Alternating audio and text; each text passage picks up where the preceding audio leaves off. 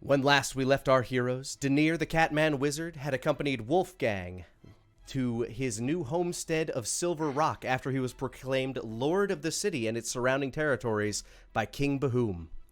After leaving Miguel in charge of the Kylum Diaboli and Dragon's Rest, the two made the journey to begin repairing the city and setting up a new base of operations for the Kylum Diaboli, leaving Nara and Asmo to take care of some business on their own.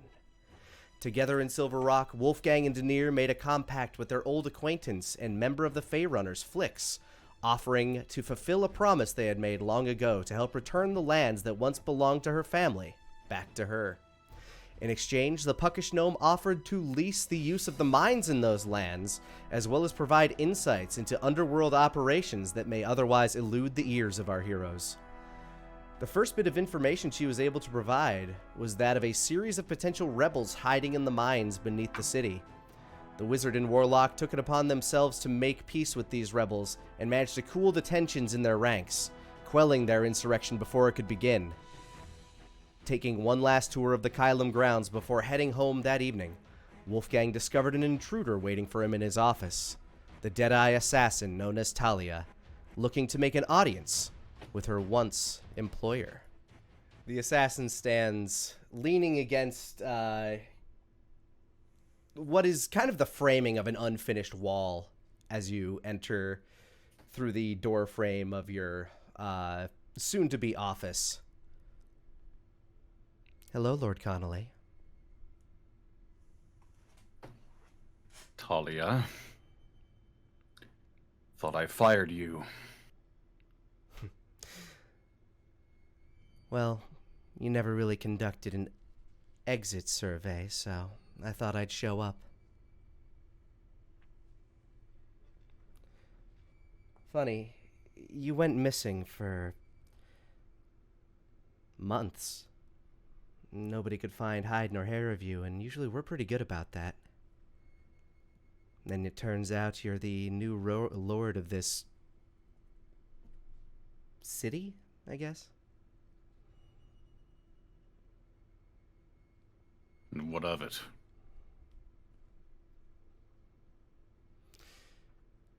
A lot of contracts come through our doors. A lot of angry women, let's say, I get to meet. Some who feel slighted, some who feel that they were abandoned by the wrong man, and wouldn't you know it, I had the heartiest of chuckle when a pregnant woman came in with your name on her lips. Huh. Nice fucking try. I'm not joking. It was the first contract my boss has turned down from somebody so willing to pay.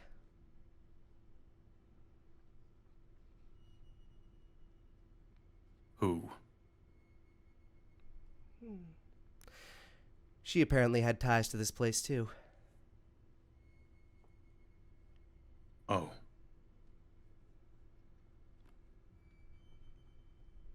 Her. Yes.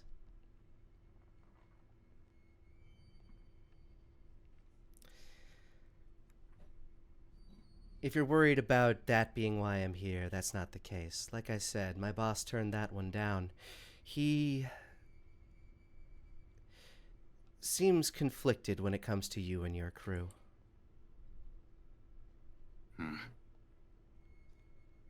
Why I am here... You were... Oh? If you were here for that, I doubt I'd see it coming. No, you wouldn't have. Though I dare say you'd be a very hard target to take down on my own. I know my limits. Not saying I wouldn't be able to. I'm just saying that it would be a struggle. But no, that isn't why I'm here. I'm here because I want a job.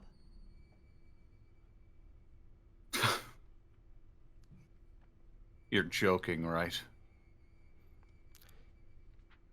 Have you been up north recently, Mr. Connolly?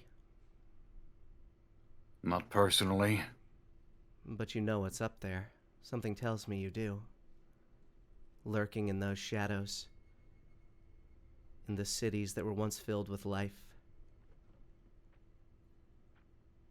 Without a government, without communication, things have been breaking down. People are fleeing, but some don't know what's coming. I've seen some of the things up there, Mr. Connolly. I've killed some of the things up there. How many of your current employees can say the same? Can say that they would know how when push comes to shove? You need lethal force. I know how to teach it. And while you may not believe me, I joined your organization to begin with to fight the very same thing. It's not my fault you had no qualifications for being exclusive to one guild.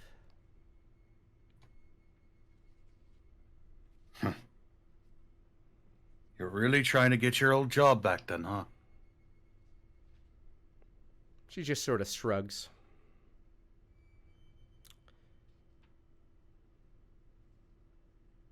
The business that I work in is not savory. I know that. I've taken many lives, some of whom probably didn't deserve it.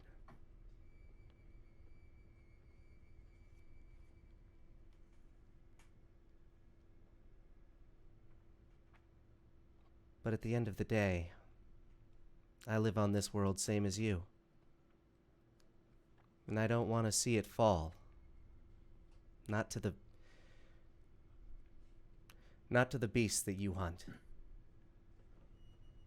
No. That'd be bad for business. It'd be bad for all sorts of business.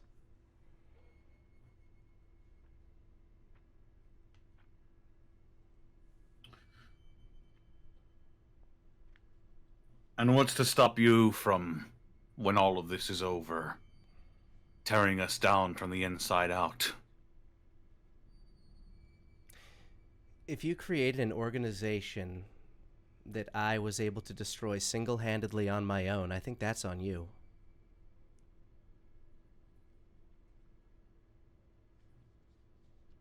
Yeah. Fool me once.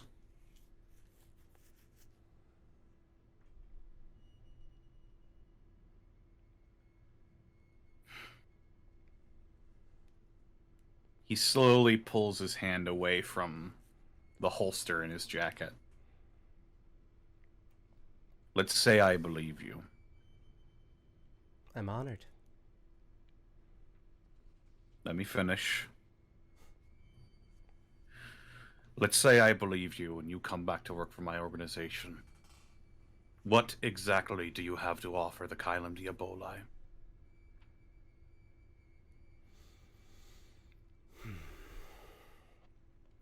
She reaches behind her back and pulls out, like, from her back, and you didn't even, like, see this, like, it was just hidden behind her back, but this bag that she pulls out is so bulbous that there's no way she could have been hiding it behind her back. She tosses it on the floor, and you hear just wet thud, thud, thud. Slowly goes over and approaches the object. Inside the bag, you find... Well, the bag itself, first of all, is kind of just a black material.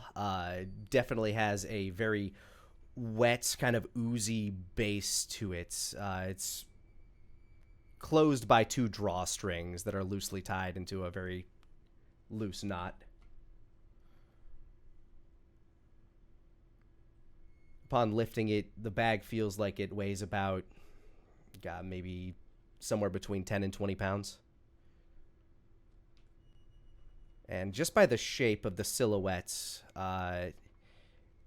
you can tell it is a head in the bag.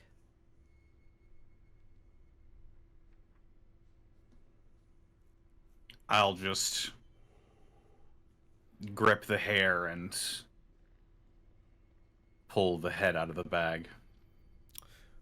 You undo the drawstrings within the bag, but as you reach in, assuming that you'll find hair, you simply find a series of sharp, bony points. You're able to get a grip on one of the kind of twisted, gnarled horns, and you pull out a monstrous head. Its face contorted in its last moments of defiance. Its eyes still shock open, deep red. Its mouth agape, and its thick tongue kind of spurls out of its mouth with this kind of sickening purple color that you can't tell if it's from just the death of this creature, if that's the state that the tongue happens to usually find itself.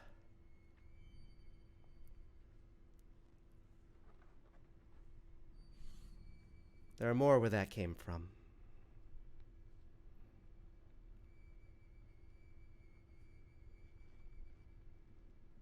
How many of your people know how to kill these? How many of your people have fought them and hunted them, aside from you? Further, how many people do you have? How many do I have? At present, the staff that you brought with you, let me scroll back to my notes on the subject. You specifically brought Pogan and Rebecca Whisperwind, assuming Rebecca would be kind of in a junior instructor of sorts, but as far as main staff goes, that is what you have. You have a few people under them that I'm not going to bother giving names to unless you really specifically ask for, but you have probably about 10 people total here to try to help set up this. Look, do you want to keep track of them too? I'll make up names. I was gonna say, you guys do it to me enough on Gateway. I know what it feels like. I'm not gonna make you do that. I'd also like to point out, I don't ask for names. Yeah, Caitlin does though. So when she's DMing, you ask everybody's name, but not. Yeah. There you go. Yeah, you have like a Pogan, who is basically your second in command and the person that's going to be in charge when you're out of town. Rebecca, who was excelling in all of her classes to the point that she could be an instructor here. Somebody that you can count on to lead new recruits and teach them how to, handle a bow and a spear and a short sword. And then let's say you have like 5 people that work within the administration, kind of like handling files and missions and like kind of secretarial things. And then 5 other people that also act as coaches and enforcers.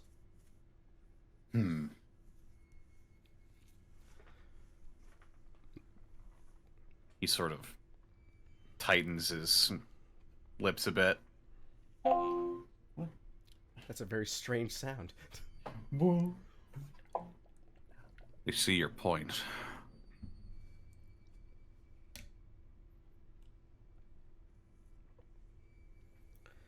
You also go ahead and give me a history check with advantage as well. History check with advantage. Where the hell is it? It's here. Woo-hoo-hee.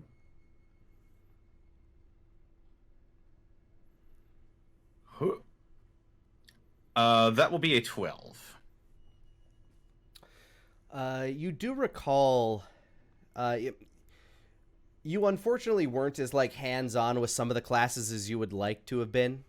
But from what you recall from just the general demeanor of when she was working for you, nobody ever really had any complaints about her teaching style. She was very good at teaching vital points and various lethal marks. She does have at least like some form of pedigree that you feel like if you talk to Pogan, whether or not he'd get past the fact that she was assassin or not is moot, but you feel like if you talk to Pogan, he wouldn't have anything bad to say about her as an instructor.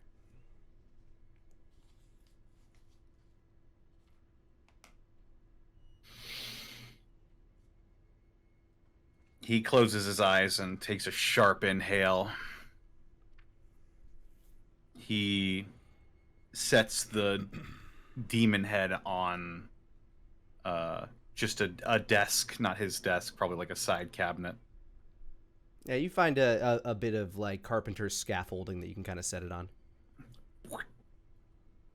It does. It makes like a hearty as you set it down. The end of its neck, you note, is actually somewhat cauterized just due to this beast's gelatinous nature, I guess, or it's like infernal nature.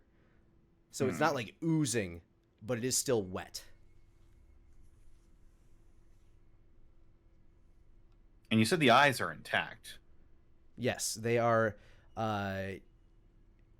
From what you can tell, this very deep shade of red, kind of coursing with what can only be described as kind of like these lighter purple veins going throughout. You can tell that this creature's probably been dead for a bit, and some of this is just the decomposition of its form, but the veins are very pronounced in the eyes.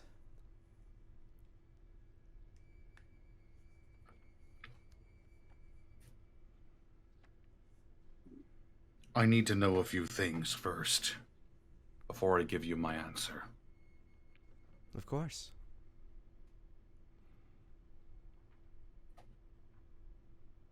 This is an interview now, I suppose. Are you coming here as Talia, the former instructor who wants to see the betterment of the world through the ridding of monsters,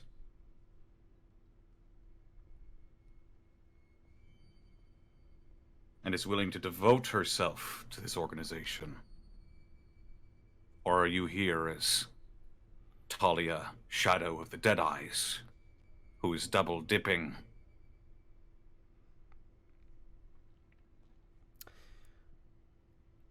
If I'm going to be honest, Mr. Connolly, I feel like you're going to need both.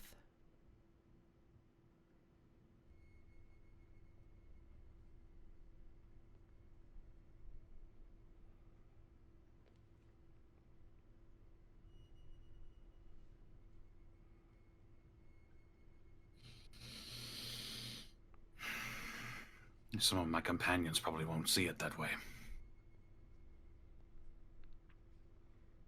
Many of my companions don't know I'm here.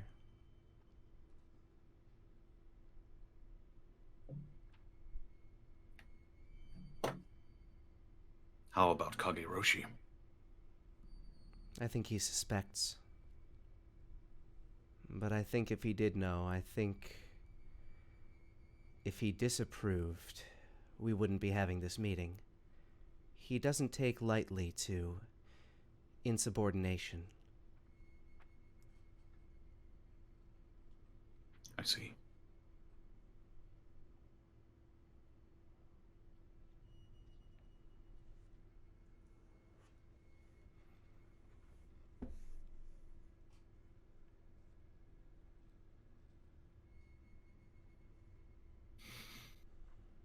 He straightens his posture and, keeping his eyes on her, just slowly creeps towards her. She hasn't moved much outside of pulling that bag from behind her, and her eyes shifting as you move are pretty much the only real movements she's made. She's very controlled in her mannerisms and posture.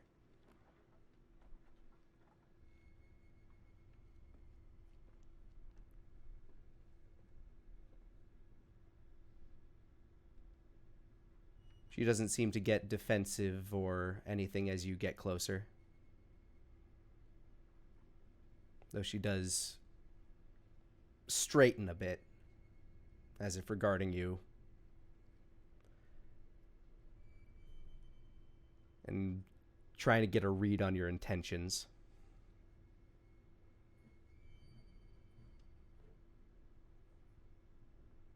You've personally caused a great deal of headache for me and my companions in the past.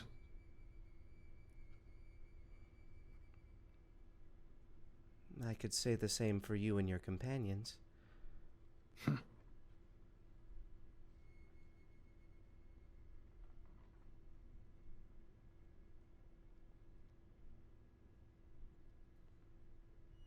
But in regards to the incident I believe you're referring to, as I said, my employer does not take insubordination lightly. And he is not a man I intend to cross. Not without very good cause. Or very good backup.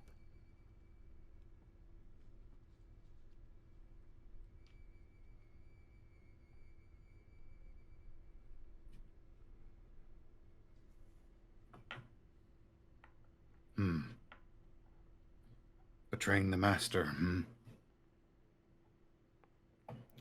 That reminds me. What are your feelings on the one you call Deus? He has exceptional skill. I don't think there are many on this planet that can kill quite as well as him. He's better than me. He scares me. More so than any of the others. I tend not to associate with him unless it's on a mission. Do you think he's as good as your master?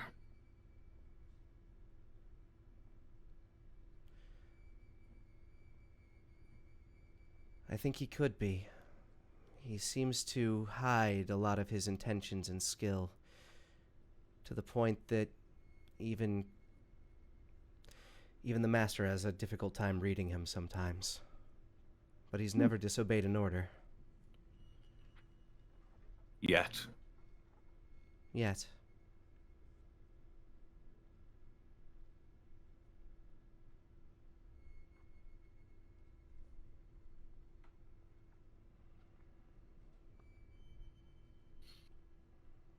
Someone who is keeping secrets from an already secretive organization.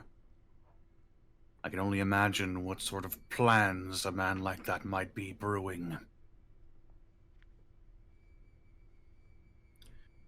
You see, I've learned a lot of things on my trip to a place where the Deadeyes couldn't find me. Things such Great. as...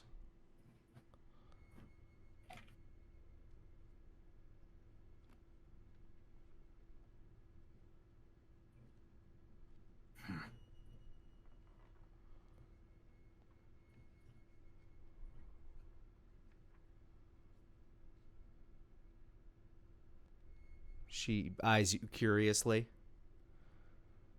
You can tell that the fact that you have been missing is a great source of curiosity, and you bringing that up just seems to have ignited that further.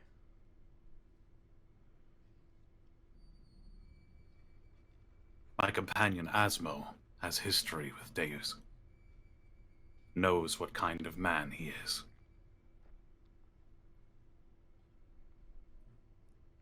He's nods. a backstabber.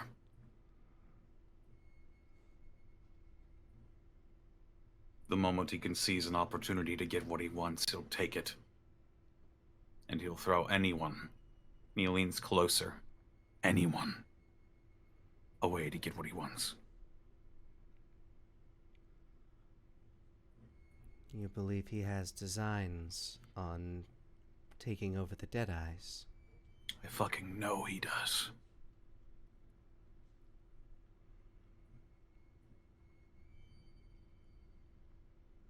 I always suspected he's very ambitious.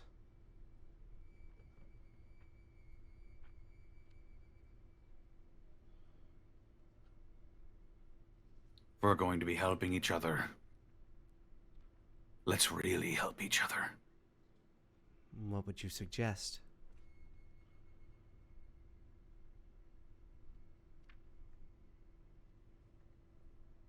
Information on the one you call Deus. Whether he'll be around here anytime soon. Any missions he might be partaking in.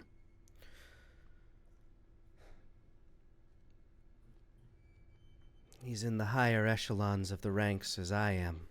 It'll be hard for me to track his exact whereabouts at any given time, but if he has any designs on you or your companions, and I learn about it, I will try to do my best to make sure you know before he enacts them. He nods.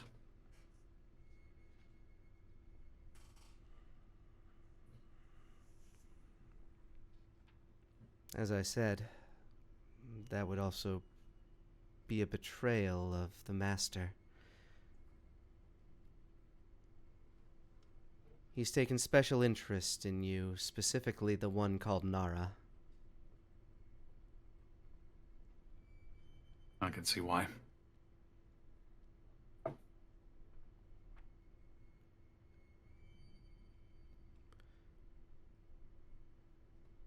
She has something that he needs.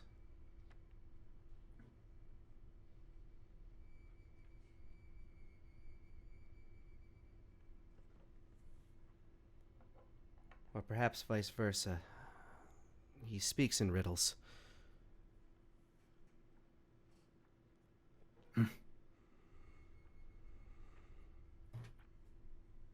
Ain't hard to tell.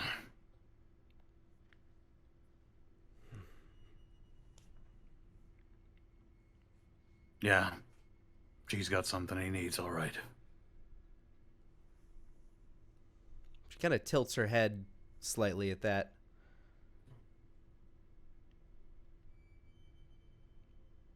Wherever you were, it must have been very enlightening.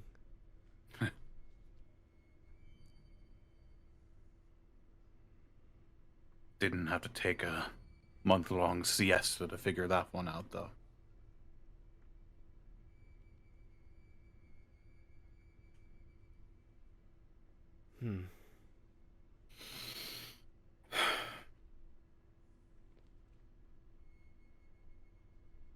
Any other questions? Or is this interview... She just kind of nods down slightly and raises her eyebrows.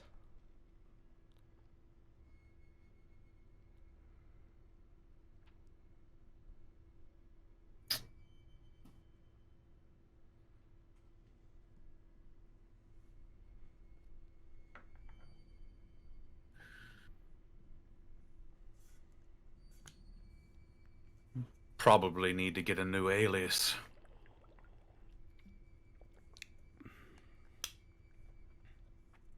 In the Deadeyes, I don't really have a name. I just go by Smoke. Talia's the name my mother gave me. That's a powerful thing.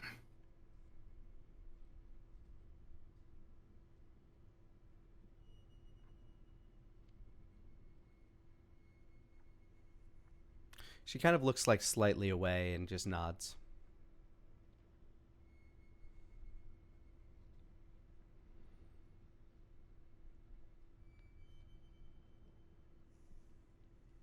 No more questions, but I would just like to say something for the record. I'll take note. He just slowly turns his head until he locks eyes with her. I'm not going to end up like my grandfather. Give me an insight check mouse died. There we go. 10.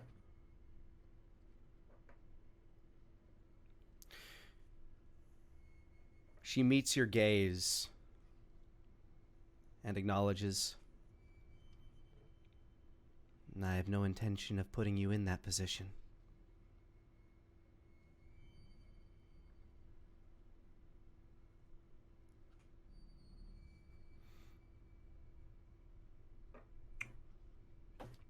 That wasn't an order. That was a threat.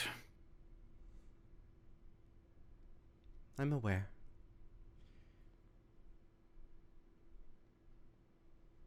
As I said,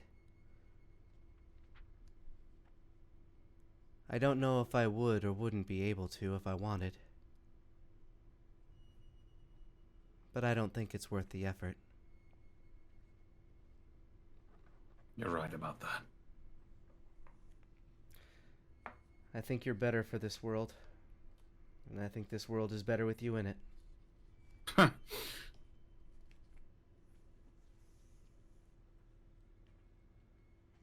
I'm serious.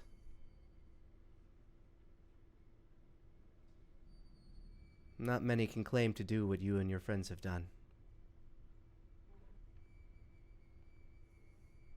Nor do I think they could play as pivotal a role in what's to come.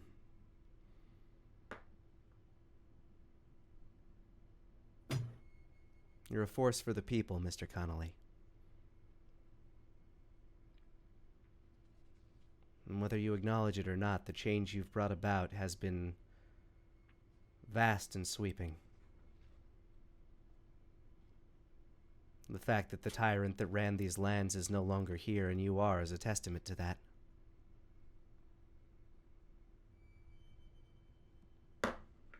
Philanthropic assassin. Now I really have seen it all. You start tomorrow.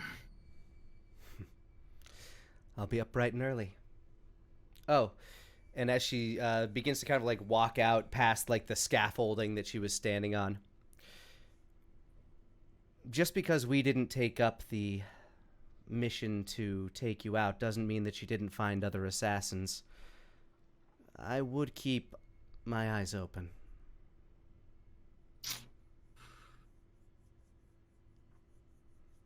Duly noted. See you tomorrow, Lord Connolly.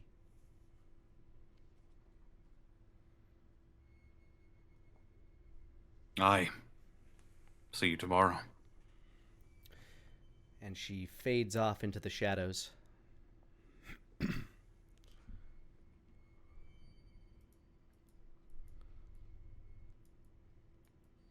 Leaving you alone with the demon head in your soon-to-be office.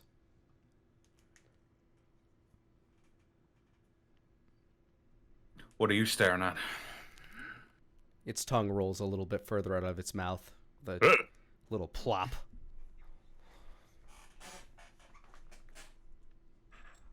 Does it appear to be decaying at all? Go ahead and give me a medical check. Oh, boy. 14?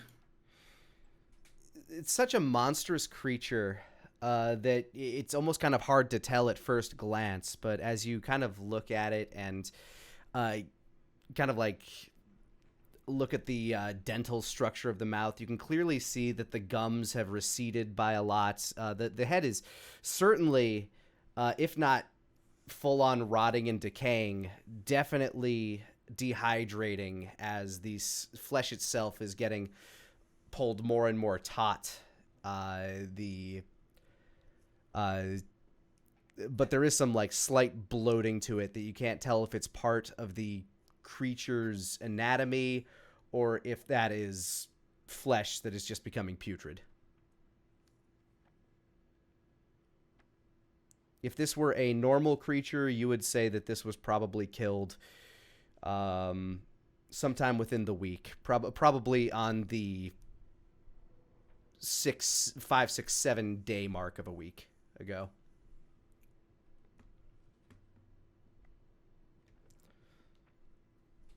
Hmm.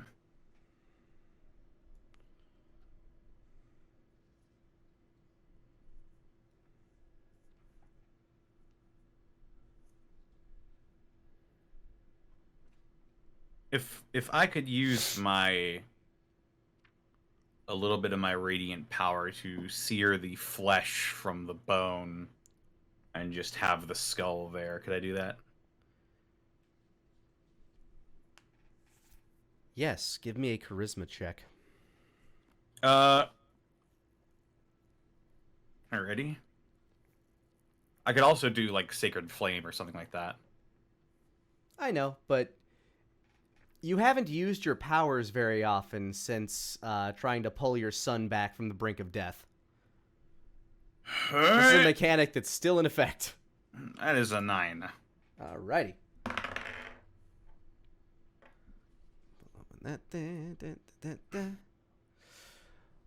You lift the head up in an attempt to kind of like sear the flesh off. And Denir, where are you at right now? Denir probably went back to the tower unless Wolfgang needed him. Perfect. The cannon. Give me a perception check with advantage. Just That's a 21. All right. It looks like the morning sun is rising in the center of the Chylum Diaboli. Like, just this blinding light out of nowhere catches your eye from the center of the house. As Wolfgang, you ignite the skull, but pretty much everything around you begins to burn with this radiant light. I rolled a natural 20 on that, by the way. That is like the power that you were going to use just really overshot itself.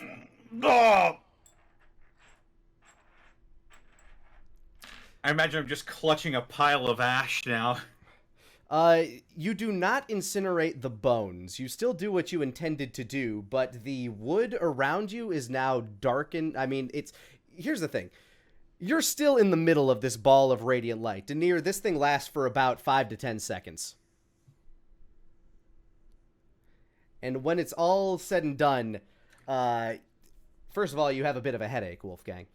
You take no damage from it, but you definitely feel like some massive force of power just shot through you. As soon as your eyes adjust, which they do quickly because you're the source of the radiant light, you notice that all of the wooden scaffolding around you is now very much kind of like tanned and darkened, and it's not like the wood has been damaged or turned into charcoal or anything, but you have definitely fire-treated these walls. Fuck. Any bits of paper that were here are gone now, though. Ah, shit. Probably Yeah, have to Denir- rewrite some of these documents. Sadly, Denir it was would've mostly probably come blueprints. Yeah, by the time you recover from your headache and kind of shake off what just happened, Denir, you would have been able to find Wolfgang in the center. You probably would have been the first on the scene, Denir, but you can definitely hear the sound of other people approaching. What happened? What's going on? You throw a single player or something? Wolfgang's just slumped in his chair, clutching his forehead.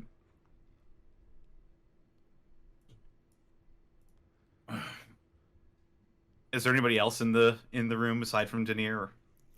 You hear commotion outside, but nobody has deigned to approach yet. He just shouts, "I'm all right." A voice will come back, kind of young adult male. What happened in there? Is that a bomb? Some kind of magic? Oh yeah, just cast a spell. Everything's all right.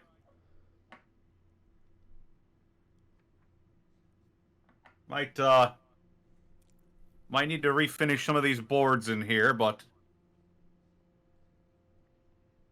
You can kind of hear him kind of like muttering as if he's like trying to calm a crowd from a distance. Yeah, I'll let the carpenters know, sir. Thank you. Denir, get in here. I'm already here, my dude. Close the door. Mage hand closed the door. It looked like you were throwing, I'm getting attacked, get over here now, signal flare. I know. That was not my intention. Denir, in Wolfgang's hands, there is what can only be described as a demon skull or a devil's skull. Ah. Now I see why you made the flare. How the hell did that thing get into town? Did it sneak up on you, or did it crawl through the sewers, or what? You could say it snuck up on me, and he will just set the skull on his desk. It is a gift from my latest hiree.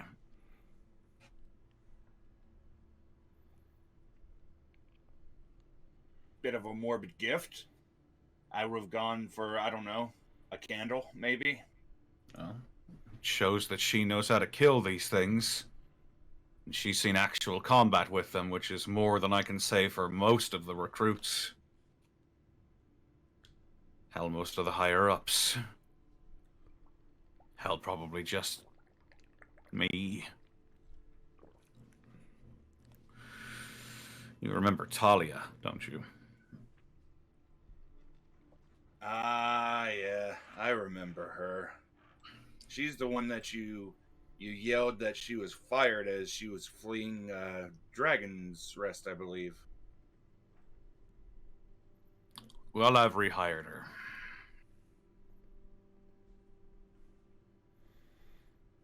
Huh. Must have had a really good interview.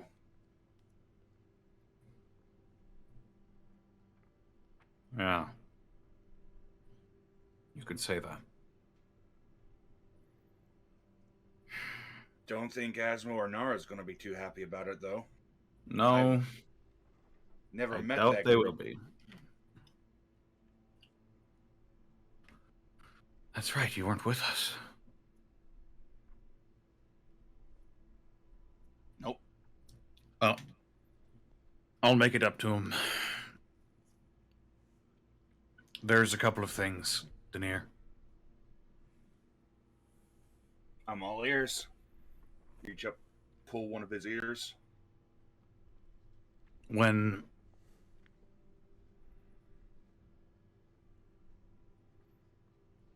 I was in the future,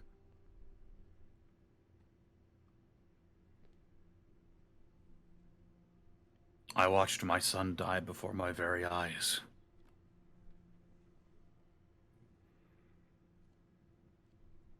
And the only thing I could think of to do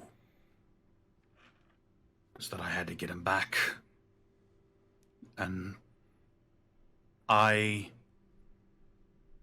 poured everything into trying to save my son. Not even that was enough, but in the process, I think something inside me broke.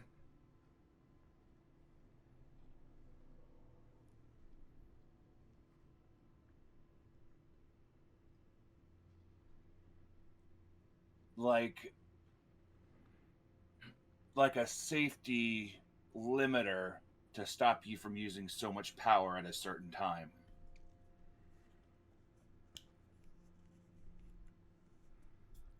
Kind of like how I wouldn't call it a similarity because it's the exact same scenario. When a child is in great danger, how the parent can have a surge of strength that's could be considered supernatural. But it's just you all the time. now? It's like...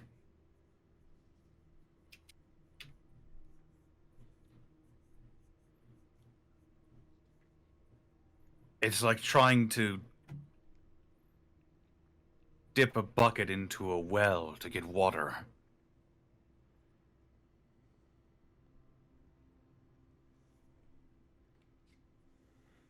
And sometimes it becomes a geyser.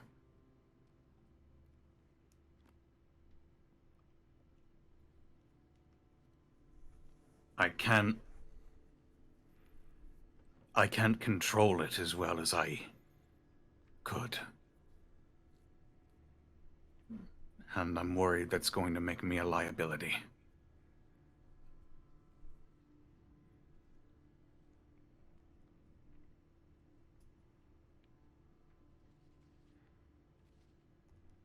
No matter what happens, we're still going to find a way to... If something's broken inside of you, we're going to find some way to get it fixed.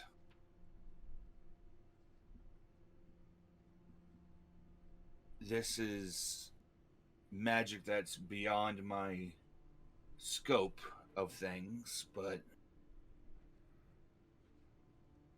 I'm sure that we'll find some way to put it back the way it needs to be.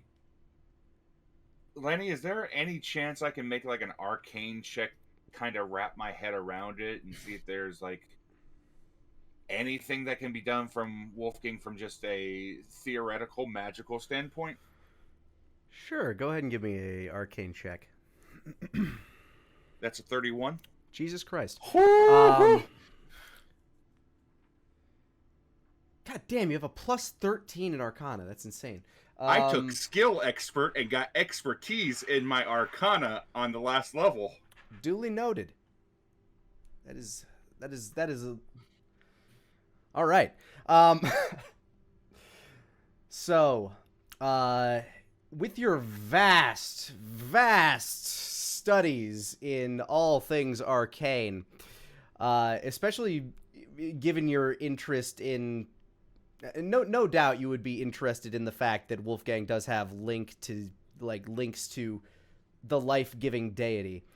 As you're giving him kind of like this examination and looking him over,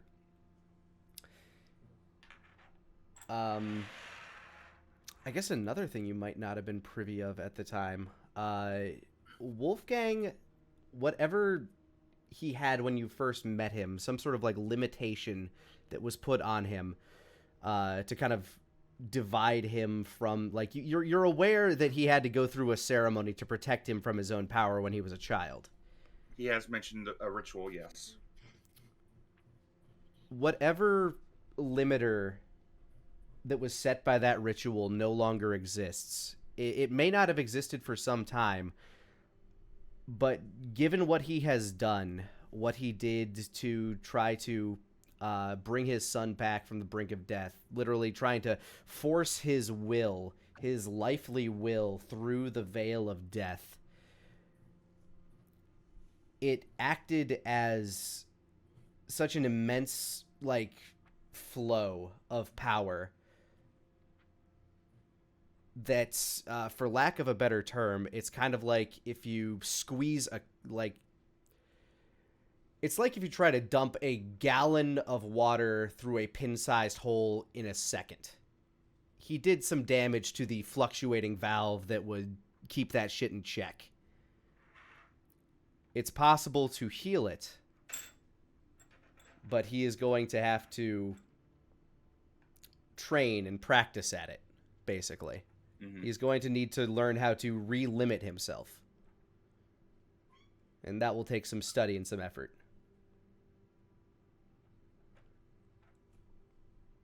So, Wolfgang, think of it... I think I have an idea of what's going on with you. So, the best way I can describe it is, imagine that there's a number of points all over your body, kind of like gates, magic gates, we'll say. And let's just say that there's, 8 of them, so to say. So what happened... I fucking hate you. But go on.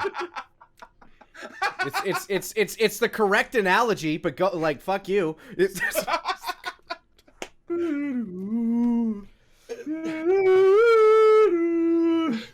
So what you did was when you tried to get, your son back, you forced so much magic through these gates that you damaged them, and your control over how much magical essence you can force out of your body at any given time is severely weakened because these limiting gates have been damaged.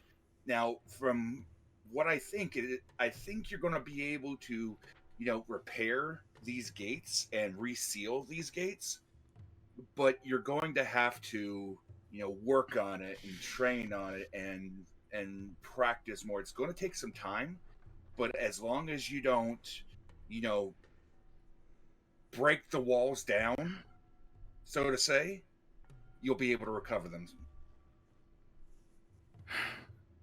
So what you're saying is I kicked a door off its hinges and it won't close quite right.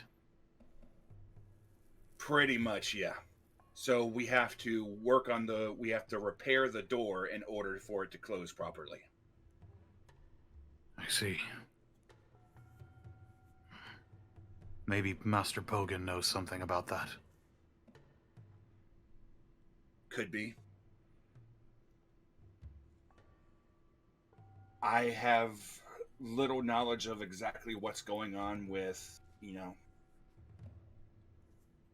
with everything that's happened with your past, but at the very least, worst case scenario, we can take you back to Dragon's Rest and let you practice and train in the School of the Arcane Innate. We've got magic dampeners in there. We'll send you back through magic school. And Denir gives a shit-eating grin. Perfect. It's at about this time that another figure actually kind of joins you. The form of Venario Wizzlesteed is standing in the door. She just kind of like knocks. Everything all right here? Yes. Sorry for the disruption, or for startling you. Just, a magical mishap, let's say. What sort of mishap?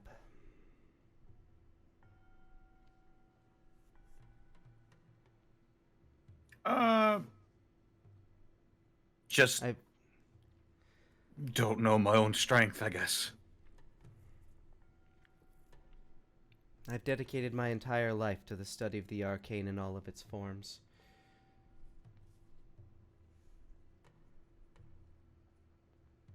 She's actually going to... Got nowhere near Denir's level on that. Fuck. If there's anything you believe I might be of assistance with, I just wanted to inform, well, the both of you. I know you were on your way up, but obviously got distracted. She briefly eyes over the demon skull, notes that neither of you are making a big deal out of it, so doesn't comment.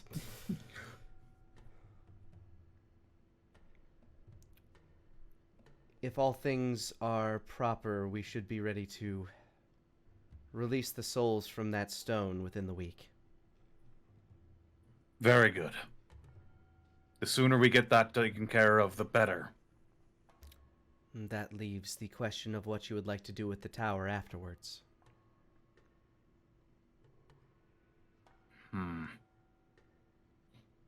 It could be reformed into another type of weapon. The cannon still functions, it just wouldn't have this as...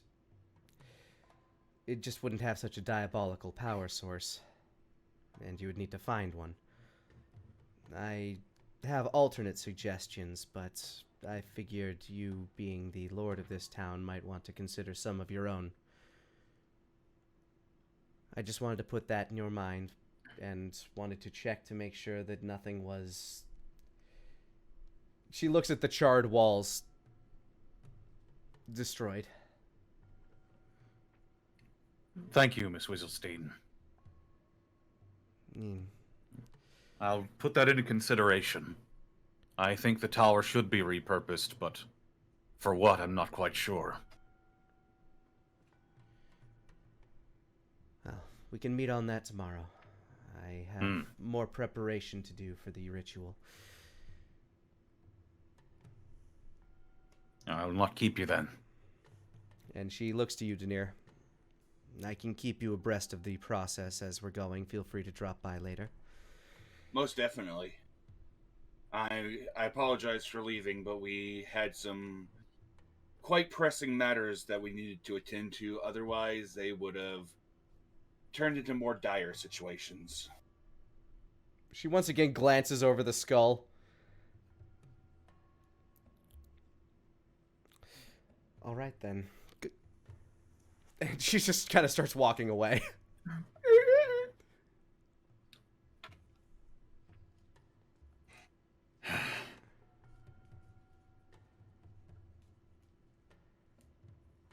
One more thing, Denir. Of course. Anything for you, Wolfgang. Since we've had such great success so far of settling disputes non-violently, I think we should go for 2.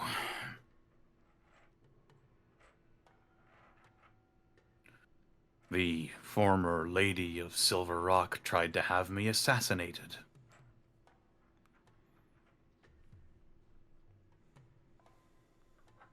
Oof, that's...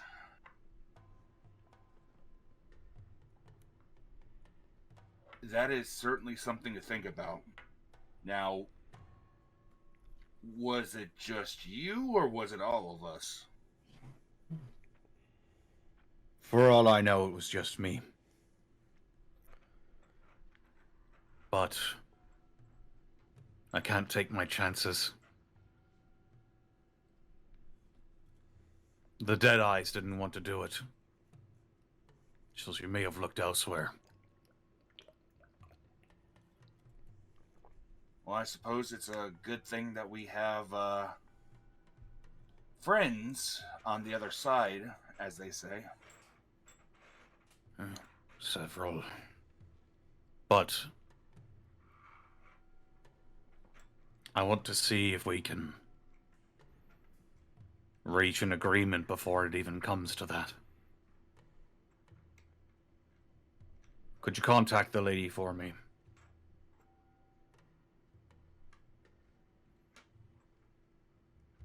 Short message or long message?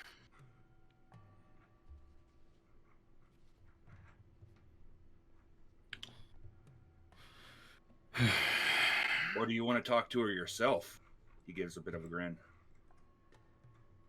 Is that even possible? I mean, as long as she sleeps. You saw what they did last night.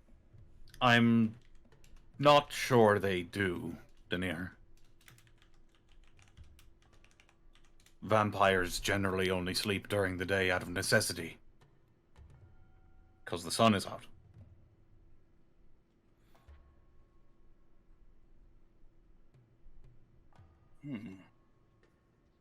Worst case scenario, I can always...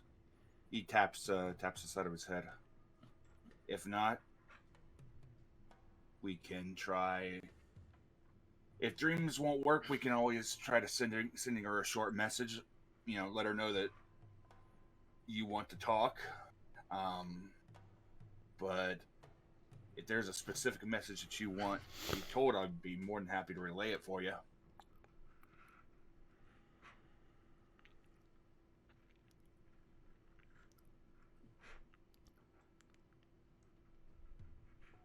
Do you know where she went?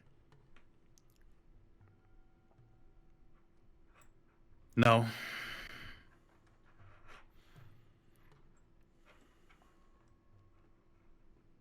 But she's still here, at least. On the ground, as it were.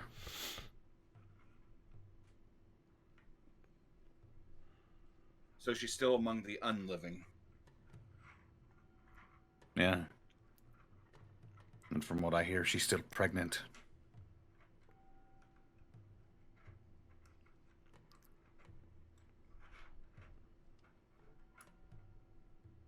How far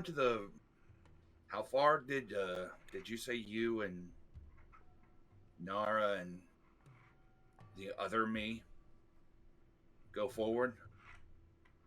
About 30 years. And do you know about how old Kinch's kid was? Given the fact that he is half vampire, it was very hard to tell what age specifically he was, but he was a young, like, he had the appearance of a young adult, someone in his 20s. Couldn't have been older than 24.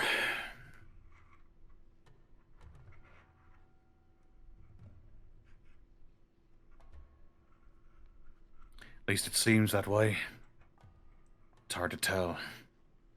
So either the fact that he's part vampire made him look a lot younger than he was for being a 30-something-year-old, or is it possible that she had a really long pregnancy? I don't know.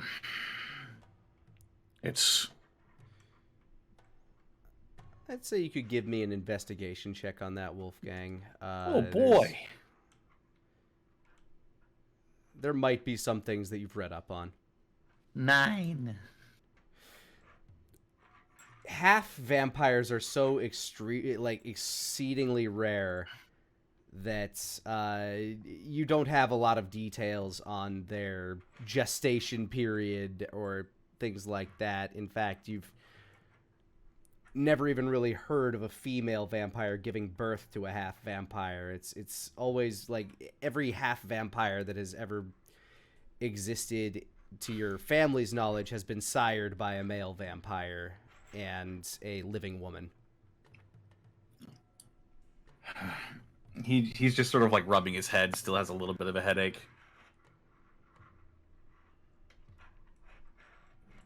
Half-breeds are incredibly rare, and not much is known about them, and even in this case is very unique.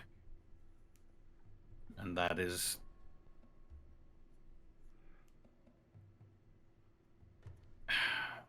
usually it's the males who impregnate a mortal female, and that gives birth to a half-blooded vampire, or some people call them Dompiers.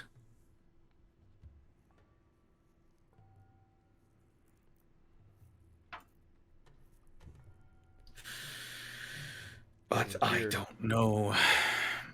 Yeah, it would appear Kench was quite virile, if anything. Ugh. So, you said a Dompier is the official term for a half vampire, half human, yes? He just shrugs. Some people call them that. So, what would be the official term for, say, a half human, half werewolf?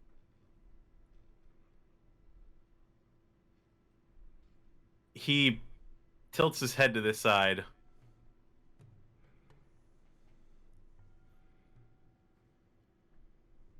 I'm not sure. You can give me I guess a nature check with advantage because you have some authority on this. 15. That's enough to know that lycanthropy and vampirism, although both are abnormal blood defects, lycanthropy is kind of one of those all or nothing diseases. Whereas vampirism, let's say if, like, you know, another way that Dompiers come to exist is if, like, a pregnant woman is bitten and turned into a vampire and gives birth, the baby isn't always full-blooded vampire. It's how you end up with so many different types of half vampire. But with lycanthropy, it's almost always the case of, yeah, this person's going to be a shapeshifter. The nature of the curses is a bit different in that case. Vampires, the curse sort of infects their being and fundamentally changes what they are. For werewolves, it's a bit different. They're still them. They've just got a little bit something extra. People who are born with lycanthropy are still werewolves. They just tend to have more control. I guess if I had to call it anything, I'd say purebred. Oof. Don't oof me, God. Don't talk to God. Okay, I'm sorry.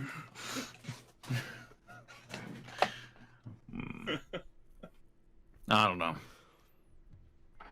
I got you. Yeah, if you want her to have a message, I can send her a message. I'm probably going to tell her to avoid going north because of, the whole red mist up there. I tried to reach out to Cold Reach and I got no response. I'm probably going to be trying to reach out to Ice Helm as well, Frost Helm, before long, and see if they're isolated enough to where they've managed to avoid it so far. Tell her to avoid the west as well. There's a whole situation. Yeah, with like Garrick and everything, right? Right.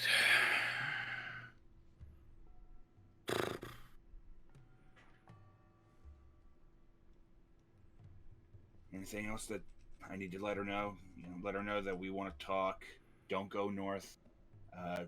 Demons are up there. Don't go west.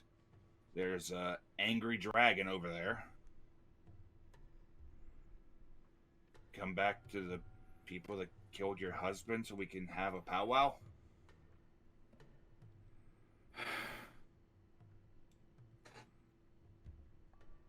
If you've got to tell her anything,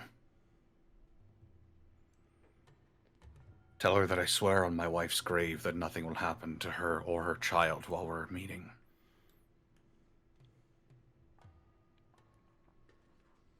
I can do that. He just nods his head. I'm going to cast Sending. All right. What would you like to send? I will send to Vile Blood Wolfgang Connolly wants to meet.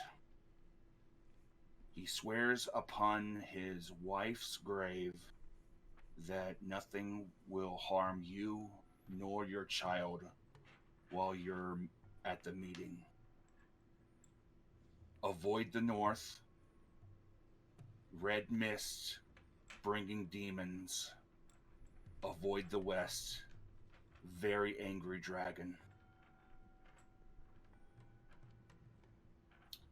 And of course she can reply. You get a reply. You have some nerve. And that is all.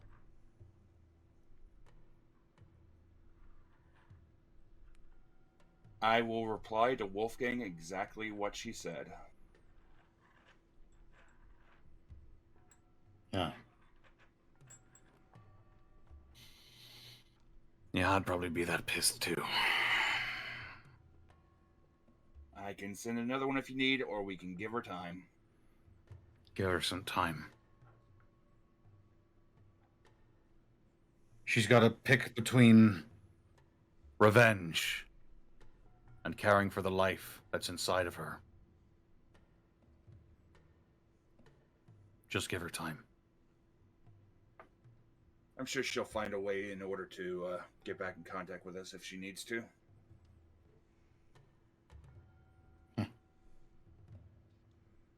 Yeah, I'm sure.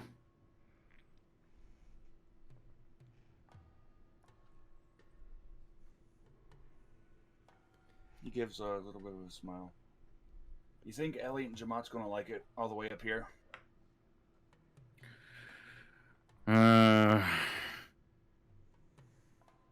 Well, I bet Elliot's not going to be really happy. He might be a bit irritated by the proximity of all of this silver. But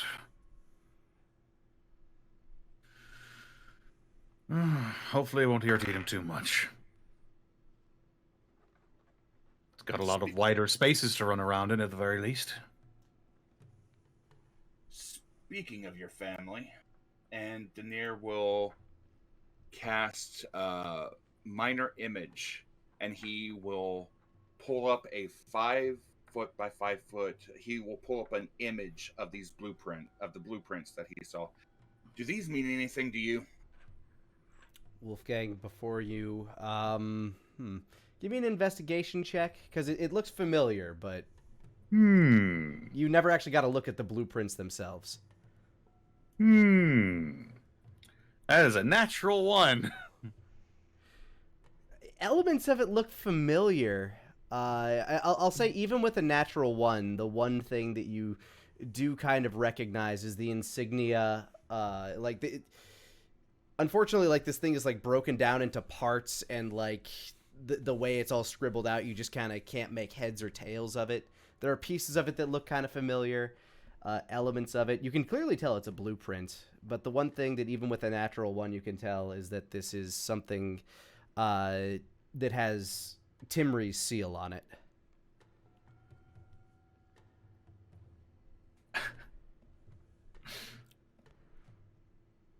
I'm sorry, I just realized something.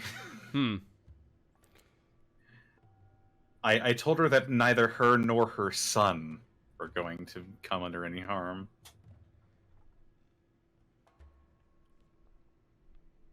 Baby hasn't been born yet. It's true. So she probably didn't even process it, frankly, but Yet. I have to go back and see what I said, because I might have changed it to child. you might have actually. Right. I'll have to re-listen to that later. It won't come to fruition today. Spoilers. Gotcha. Okay. I will go ahead and say it looks a little familiar. I recognize the insignia, at least. That's Talos and Timry, right? That's what I thought when I saw it. So, I was in my mind palace last night, and... Or mind palace. Yeah. And I found a bunch of my paintings, just cattywampus. And I followed the paintings. They were just crooked all the way down, all the way to my library. And I found this sitting in my library with a spotlight on it, as though to say, hey, stupid, look at this. And I saw it. I took it to Timry, and he had quite the reaction.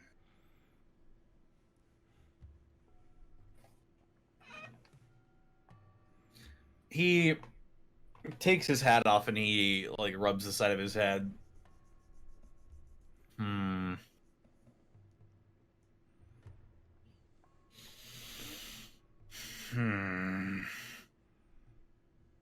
I think I have a theory, Wolfgang. It's better than what I've got.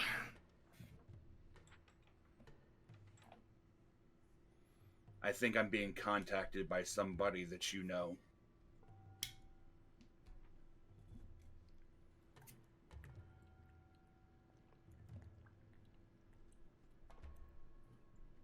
somebody that you may have left behind.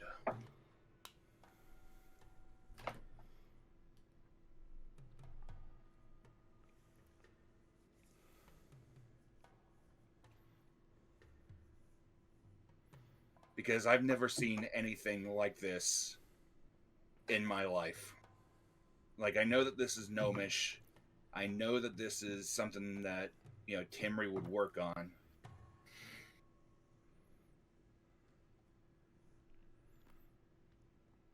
But I've never seen anything like this. And it has to be somebody that knows their way around my dream manor, my mind palace, so to say. So you're saying you gotta visit yourself from Somnium Vagus? As weird as it is, I think I did. I mean, the first time when I saw that message, I looked to the side and I saw a mask just standing there, just floating there. And Denir minor images the mask. Wolfgang, you recognize this as the mask that Denir made when you guys were in the void. Same dark metal material. That's him.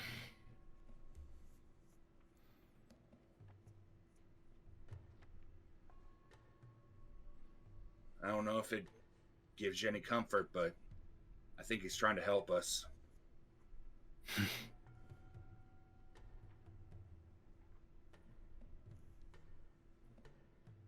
He just nods and smiles. I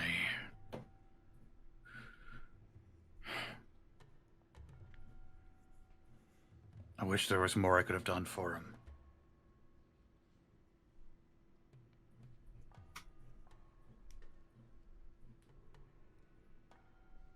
Though it still makes me wonder.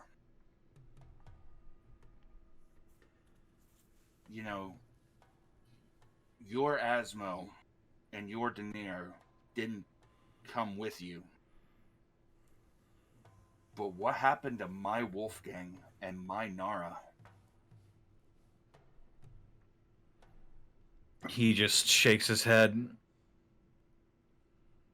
If you don't know, then there's not a chance in hell that I would. Thinks about it for a second, and he gives a little bit of a shrug. I don't know. Maybe questions for later. Maybe.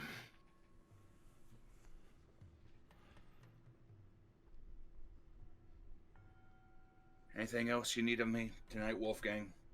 Or are you gonna light the signal again for aid?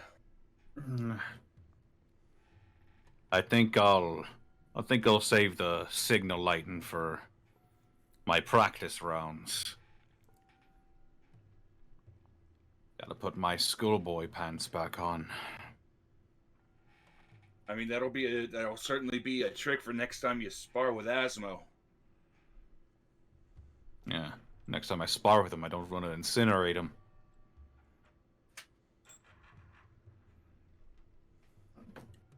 Yeah.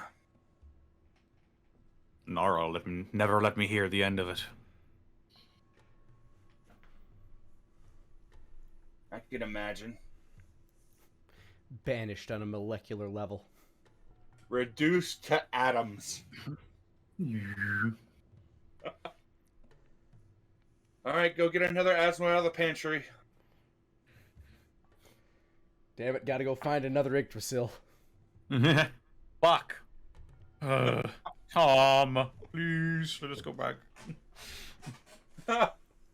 Then this time I will be without fucking Wolfgang and Nara. Fuck. God, I can I only have that message back, please? I can only make this so much more confusing.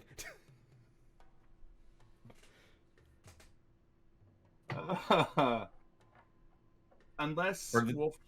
Go ahead. For the sake of everyone's convenience, let's get Wolfgang's powers back into working order. All right, so you're going to dedicate some time every day to training yourself to not incinerate things and or just have your powers go haywire? That is definitely going to be high on the priority list for Wolfgang personally, at the very least. Makes sense. It'll take a bit of time, but as soon as you hit the threshold for it, you'll be fine. Relatively speaking. The limiter's still gone, but you can control yourself. You have to repair your 8 gates, Wolfgang. Gotta take your medicine. And drink your juice. This medicine is just sake. What the fuck? No, it's special juice. It's dizzy juice. It's jalapeno juice. I got it. Yeah, there you go. Makes them loopy. Wolfgang has unlocked drunken fighting style. You automatically subclass into drunken monk. There you go. Yeah. All right. Anything else either of you would care to do for the evening, as it has been a long day?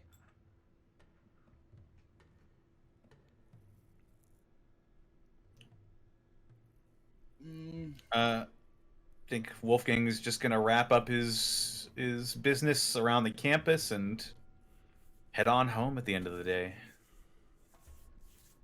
All right, taking the skull with you, or are you leaving it there as a... Leaving it there. It's a little bit of a paperweight. The construction workers are going to be so fucking confused. The carpenters in the morning. I mean, luckily you told somebody who will tell the carpenters that some magic happened, but that skull's going to be very confusing. You'll get questions about it, no doubt. You wrap up your tour of the campus. Everything is still under construction, but it seems to be going fairly well so far. Denir, how about you? Denir is going to return back to the tower. He's going to take a little bit of time. He's going to scribe into his spell book for just a little bit. Then he's going to go ahead and trance into the dream world. In the dream world, he's only going to do one thing. All right. He's going to leave a message on one of the walls, and it is the basic workings and the basic codings for one of his spells. A spell that he just figured out recently, and he's leaving it potentially for his doppelganger. Which spell? Mantle of the Dreamwalker.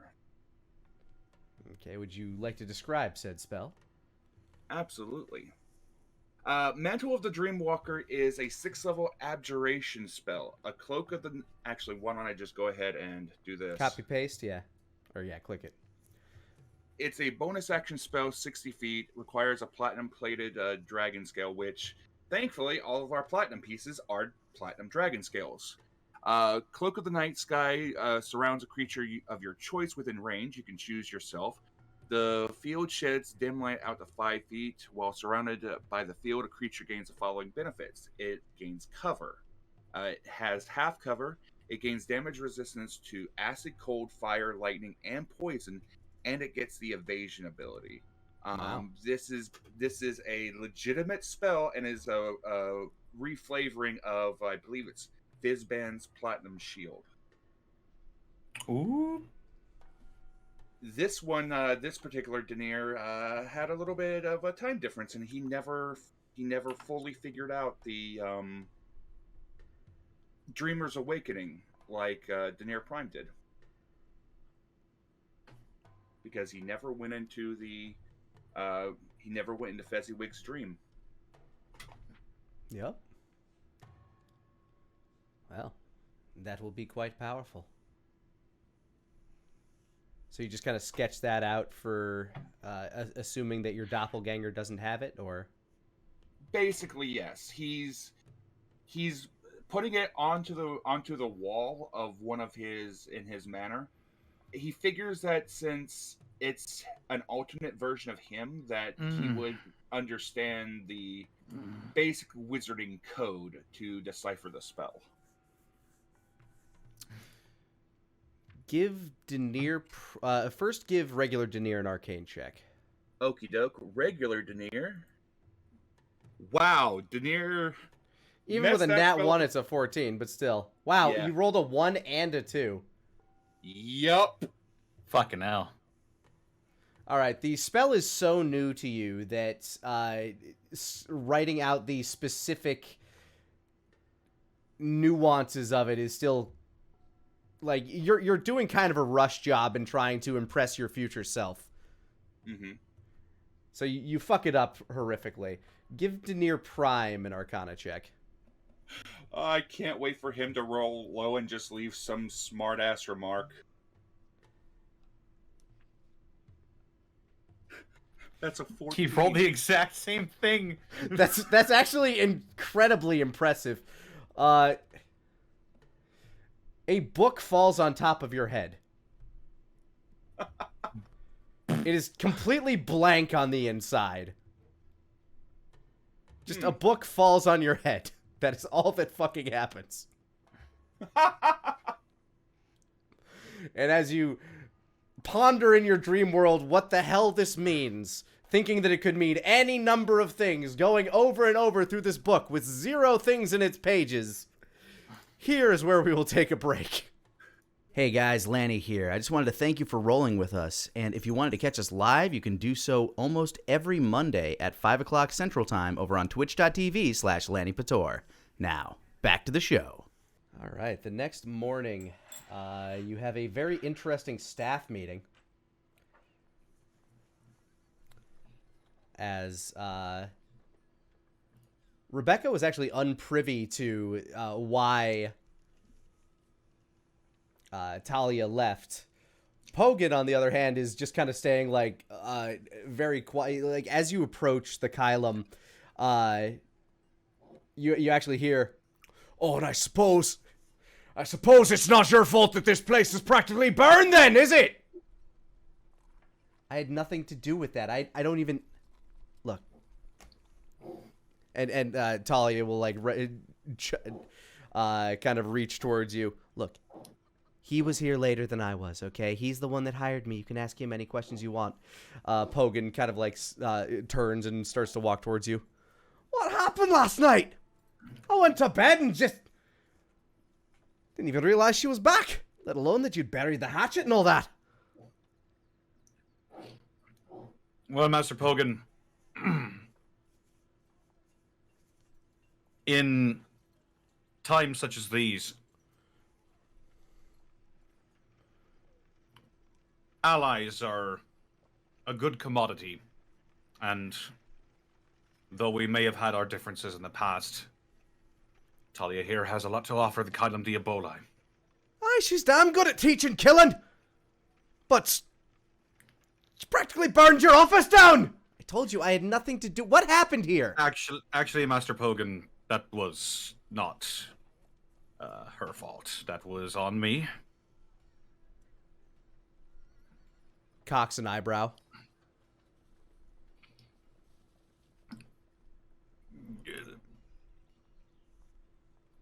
Is it not to your liking, or? No, there is a problem, but it's not with the office. Perhaps, Master Pogan, if you're free later on, maybe you could help me with it. Of course. Gladly help you whenever I can. I appreciate that. All right, I'll... As well as I appreciate your cooperation with our latest rehiree. Yeah. She was a fine instructor back then. Suppose she'll remain the same now? He kind of glances at her. I'm simply here to teach those that want to learn. Especially when it comes to killing. And she you didn't even see her. Well, okay, that's not fair. Give me a perception check. Do.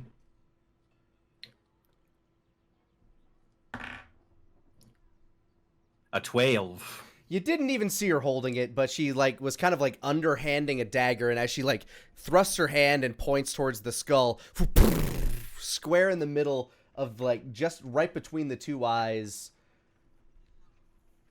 a kind of elongated, almost stiletto-like dagger just kind of sticks out of the skull.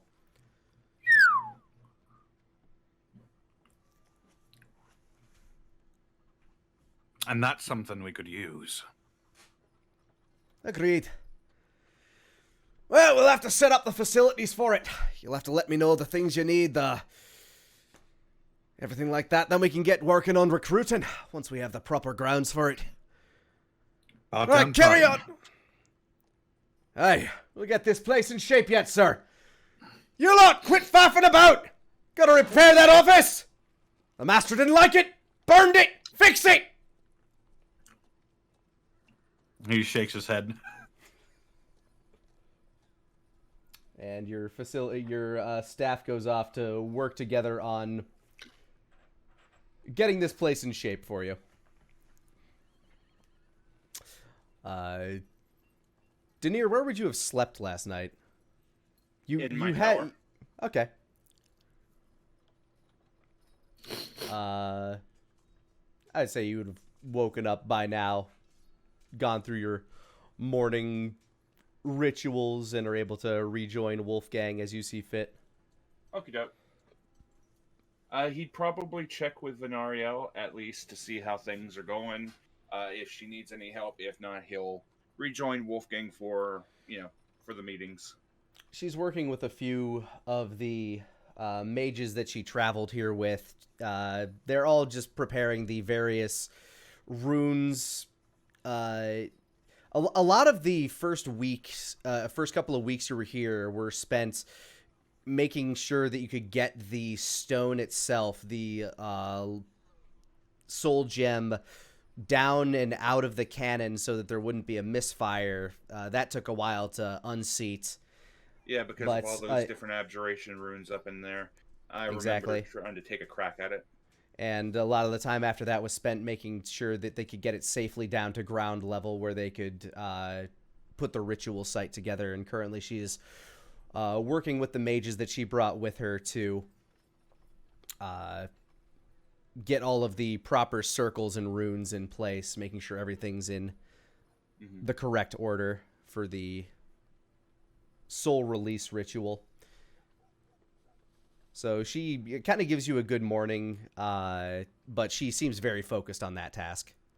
Yeah, he's not going to bother her while she's at work. He's just going to make sure that everything's okay, see if anything is needed, collect any kind of briefings, and then head on over towards Wolfgang. Basically being a liaison, if he can, between Venariel and Wolfgang. Yeah, she gives you like a brief reminder of the things you talked about last night, but that's about it. Yeah. Okay. Then he will head on over to the Kylum. You'd probably find Wolfgang at the end of his little impromptu staff meeting, as the rest of them are wandering off to get things settled and fixed for the inevitable launch of Kylum North, the Silver Rock branch of the Kylum Diaboli. So Wolfgang, you notice Denir approaching.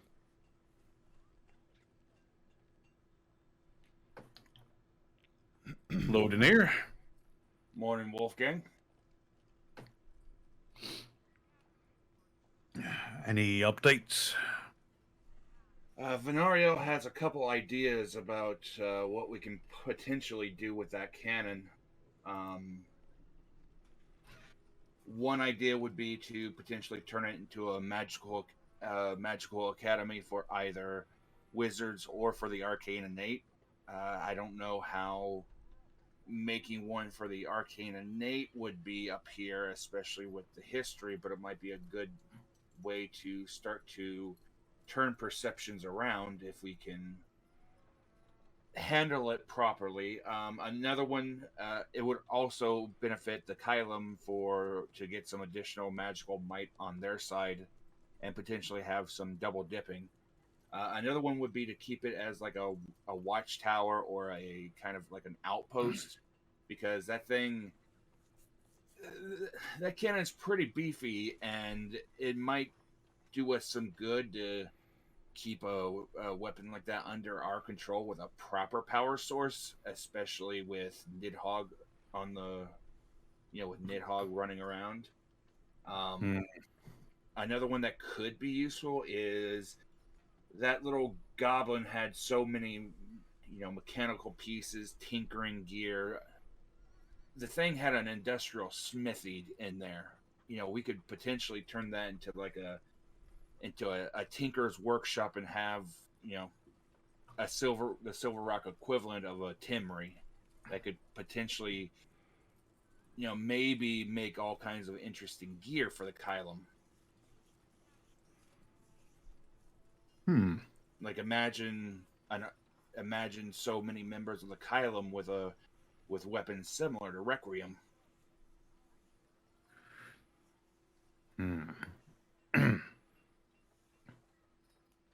That's not a bad idea.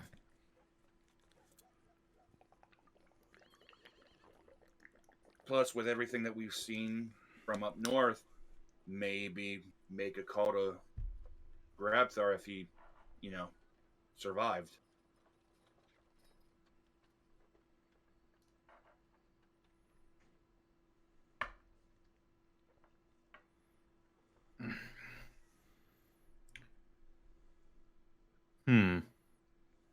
Not necessarily certain where Grabthar is at the moment.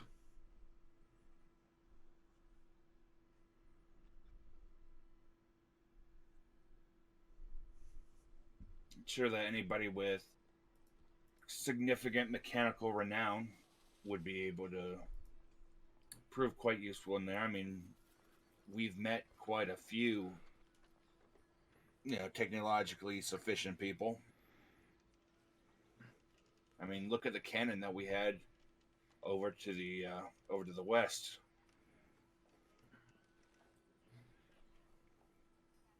That's true.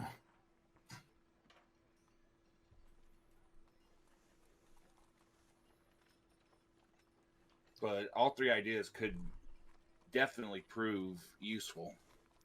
It's also not to say you can't find space for similar facilities around the land and just make...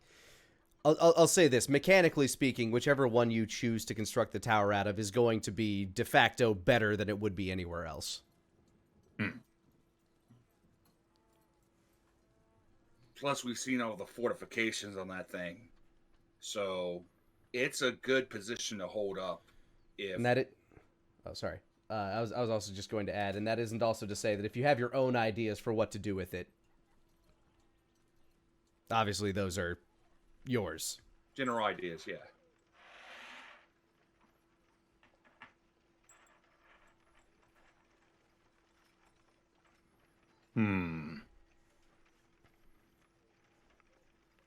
All of those are not bad ideas.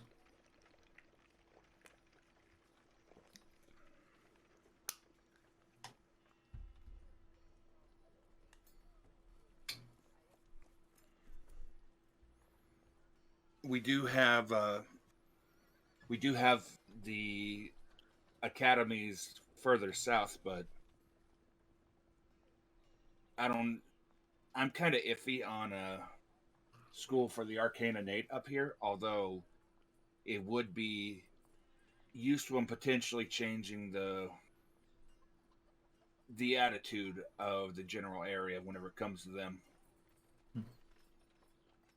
You mentioned the history of this place. Well, that's the best part of history, Denir. You learn from it. Elsewise, you're doomed to repeat it.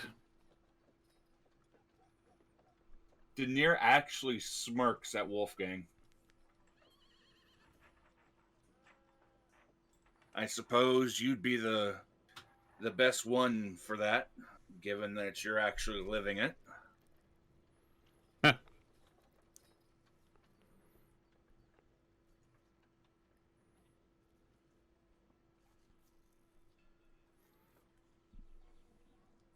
But what do you think?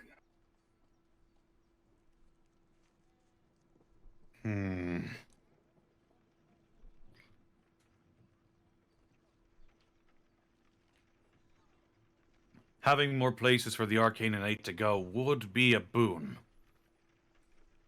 No doubt their magical expertise would be a great benefit, not only for the fights to come, but for Silver Rock's future.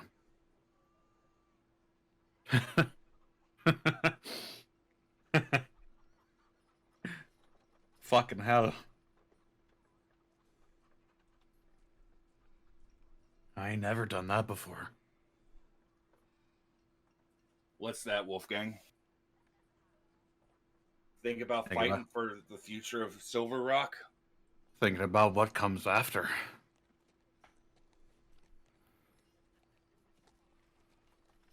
Whenever I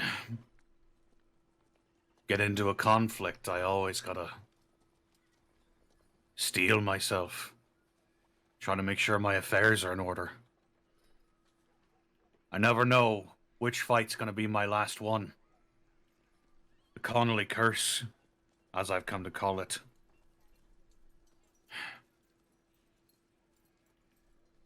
But looking forward to the future, well, that's a real nice feeling, Denir. Real Wolfgang. nice. Wolfgang, one of these soldiers that accompanied you from Dragon's Rest approaches and just kind of gives a salute. Salutes him right back. Lord Connolly, there's a emissary from Wild's Edge. They wish to have an audience with you and are very insistent about it. Side glances towards Denir. He stands up from his chair. Lead the way, soldier. Yes, sir. He leads you down and kind of at the front of the, like, kind of where the gatehouse is leading into the more affluent district, kind of like very close to your house, actually. You see Harish standing, and he's currently being spoken to rather harshly, and you can tell that he's like really losing his patience by an fairly athletic elven woman.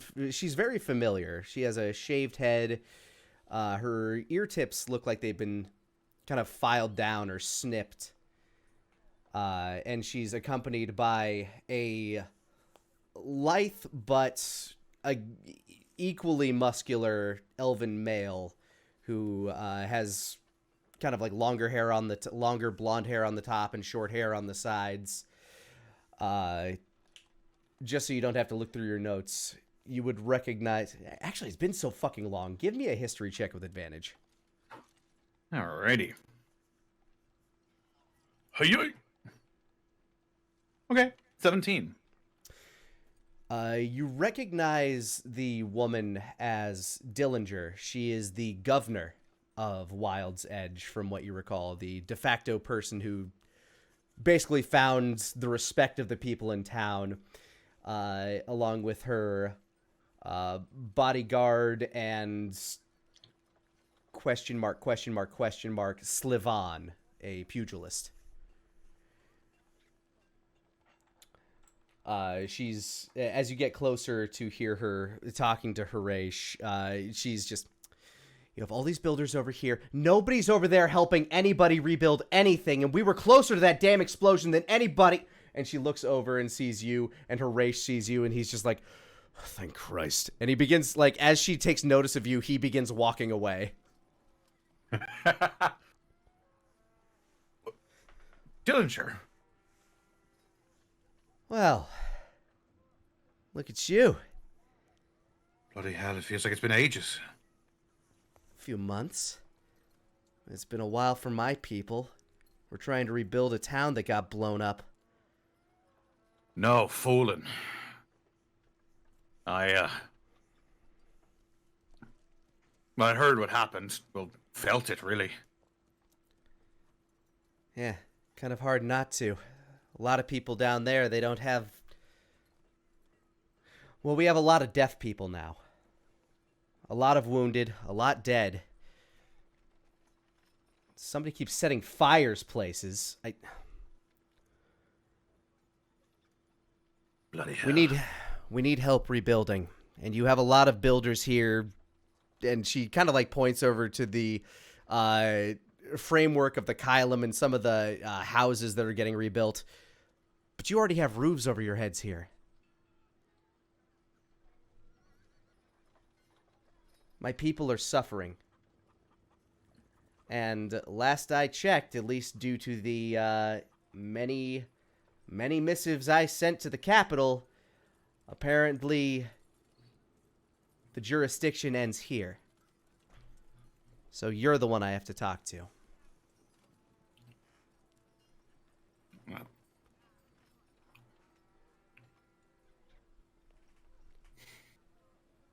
Well, it's a good bloody thing I'm not a middleman anymore. Good thing indeed. So what can you do to help us? I could spare a few of my workers, like you said. We've all got roofs over our heads now, and you need them the most. If there are... I'll check to see if we have any vacant homes that we can take to some of your sick and wounded for either temporary or permanent residency. I'll also try to see if some of my best healers can spare their services. Mechanically speaking, if you send workers, work here will slow significantly. You can countermand that by raising taxes elsewhere or trying to acquire laborers from places like Amberglade and Fallwood Barrow. That might cause some disrest in those areas, but it would keep things on track, at least in Silver Rock, while also allowing you to help Wild's Edge. Otherwise, you're just going to be pushing the date back for things. Denir glances over towards Wolfgang. Depending on how many mages they have, I could potentially assist by giving the spell information for my tower so they can at least have, portable housing, at least until the point where we can get people down there. How long will that take? I need you working on that cannon. All we would need is to have... Denir gives a little bit of a smile. He pulls out a spell book, opens it up, pulls a piece of scribe paper out of his bag, and slaps it on his spell book. Then he hands it over towards Dillinger. Fuck am I supposed to do with this? That is a spell that can conjure a tower. It is, at the very least, if you have any kind of mages in the town, they can use that to create a 2-story tower, and if they're a stronger mage, they can make it a bigger tower to, at the very minimum, get your people some shelter and some housing and amenities until such a time that we can get more people down there. I'm not sure how many people would be able to work with this, but I can ask around. We don't have a lot right now. You mentioned that some of our sick and wounded might be able to find housing here. We have some vacant houses. Some of the hoitier, more aristocratic members of Silver Rock were either fled or, well, and he sort of like drags a finger across his neck. I'm familiar. A lot of home acquirement in Wild's Edge can go the same way. I didn't realize this place was... I don't know, I figured it was more law and order. Well, outward appearances from the previous occupants. I'm hoping to instill some actual law and order here.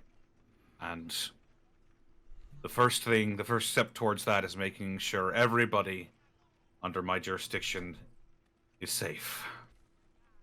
I'll see if I can recruit more workers from either Forward Barrow or Amberglade. But I do want to send some workers your way as well.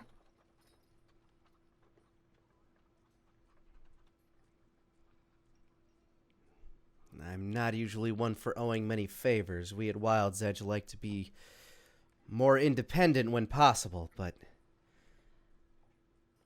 we're in a bad way right now. Take it from me. And he'll gesture towards the big Kylum Diaboli campus behind him. I assume it's visible at least.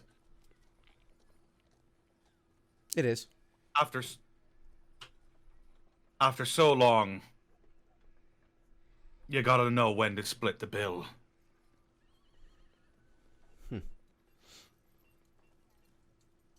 What is that place gonna be anyway?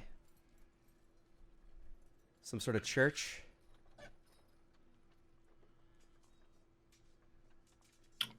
We're training monster killers. The pugilist Slivan, who has been very taciturn this entire time, cocks an eyebrow. Monster killers.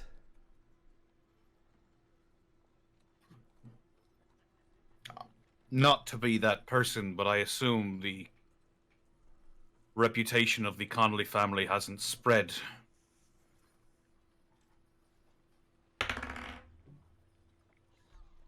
We were a clan of monster hunters.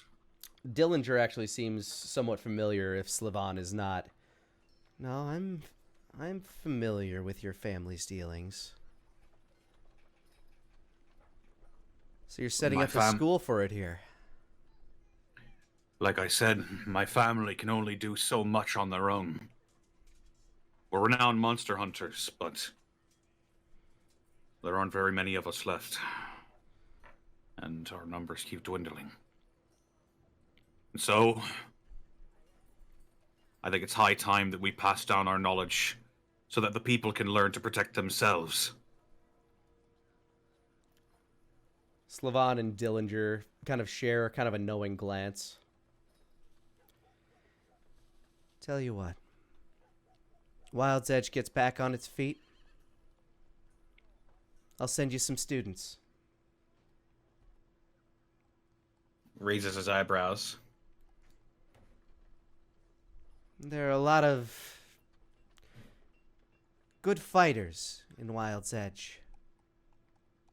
A lot of people that used to take work, mercenary work, as protectors heading into the overgrowth. But, well, now that the overgrowth is a little less growth, I don't think they're going to be finding much work there. Well, I'm certain we can find something for him to do. As soon as everything's back up on its feet, I think you might find yourself some good killers.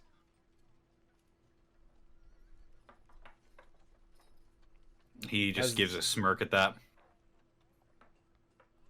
Is that a fair trade? I think that's more than fair.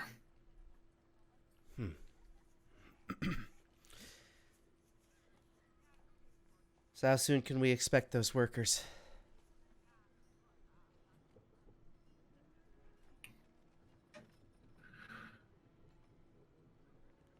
He sort of looks over at the campus grounds. You still have a caravan of workers that is coming from Dragon's Rest. They should be arriving here soon.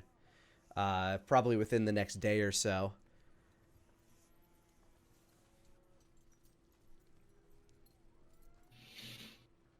Right now, you're simply working with the people that were on hand at Silver Rock, but your amount of workers is going to, at minimum, triple in the next couple of days. If you wish to send word to Fallwood Barrow and Amberglade to send more people, it would take them about 3 or 4 days to arrive as well. Okay.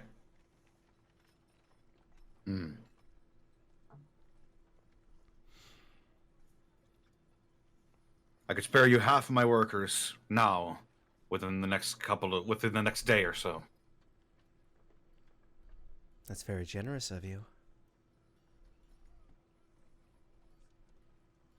I got into this line of work because I don't like to see innocent people suffering. I guess that's why Bahum gave me all this. Yeah. Not sure what that old gold prick's thinking, but if he's up to something, I sure hope it ain't gonna splash back on you. Yeah. Well, Slavan and I can accompany them. They'll be safe in our company. Tell you what, I'll send back a couple of our stronger mercenaries with a caravan of the most sick and wounded.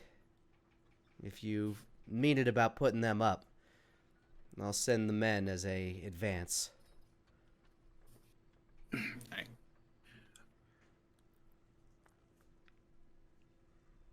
If the rooms are just sitting there, they're not doing anybody any good. Might as well put some people up. And if we need to, I can always make more towers to store more people.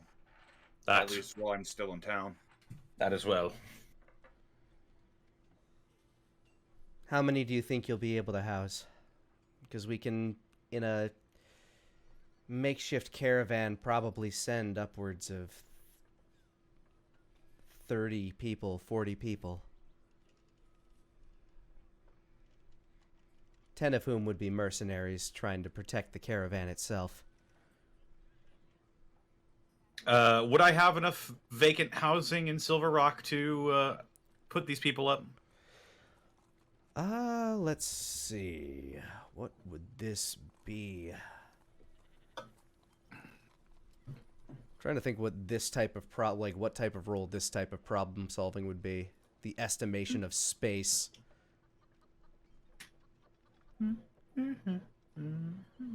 Let's see.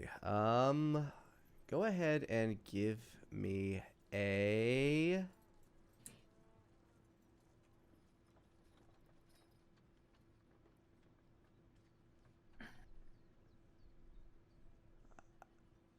Probably just a... you have Denir with you, so let's say a...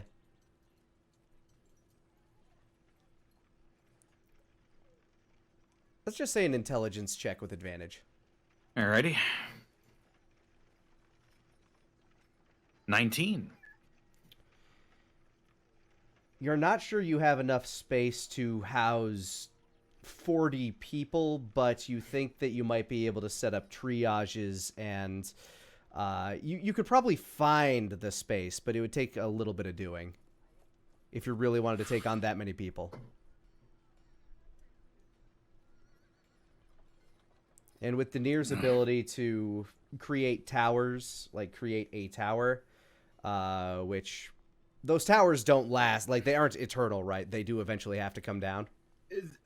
They last 24 hours, but I can potentially, just burn the spell slot and recast it inside the tower to potentially extend the duration. Okay, if you as a DM would allow that. Yeah, with Denir's ability to maintain a tower, you would probably be able to house that many people. As for how many clerics you have in town that would be able to treat so many people, you'd probably have to do like a case of prioritizing the truly, truly injured versus the maimed but surviving. But yeah, you'd be able to do that. I don't want to risk trying to heal them myself either. At least not until I've got my shit together. Probably for the best. You might make their bones explode. Yeah, don't want that. Denir does have something that might be able to help as well. Morphine. See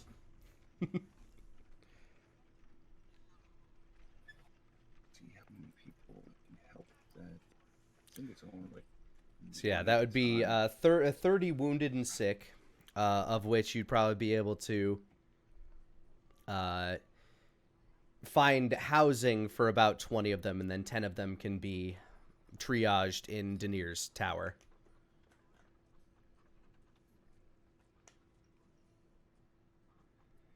It's not going to be comfortable housing. It's going to be like cots laying side by side in a lot of places, but it'll be something. Yeah.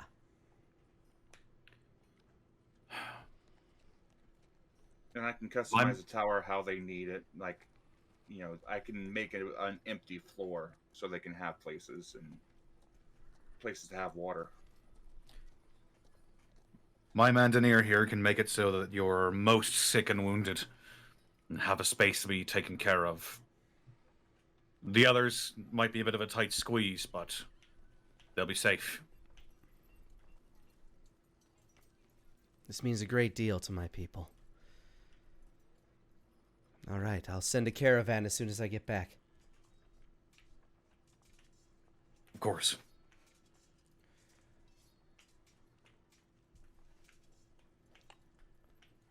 You give word to one of the soldiers in your attendants to kind of gather some of the, gather up half of the carpenters and builders, which is going to slow things down for you a bit, a while, but Dillinger and Slavan both leave very, very happy with how things went here.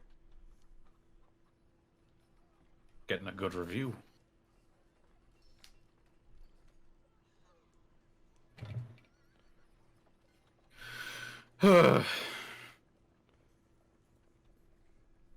Horace just kind of like pops out from around a corner. They gone. Yep, they're gone. Bloody hell. Oh my god. I swear, I do not do well with situations like that. I am doing my best, but all I could do was breathe and count and breathe and not hit her. The important thing is that you're trying. I'm trying very hard. And that's all that we can ask of you. Well, for now, the situation is being taken care of. Well, you're settling into this job pretty quickly then. I guess it's something to be said for being thrown into the fire. Or, I guess, the ocean. Get thrown into the ocean, you gotta learn how to swim fast. Oh, good. So I'll be heading out soon. As soon as the caravan gets here. As soon as that gem thing is dealt with. I need to get back home. Fair enough.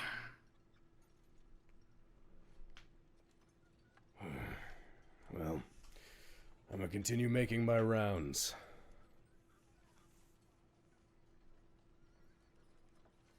Let us know if you find anything. I will. Keep up the good work.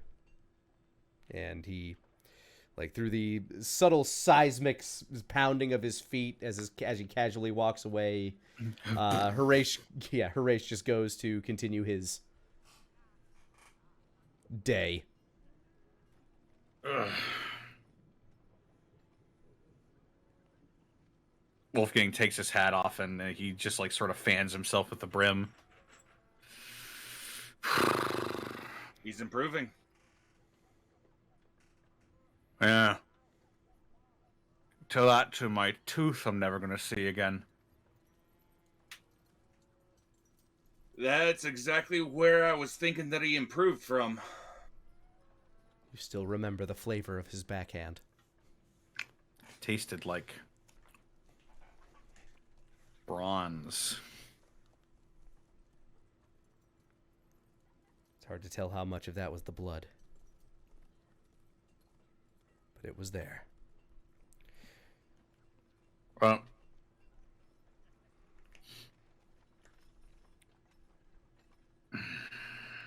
Still need to come to a decision about the tower.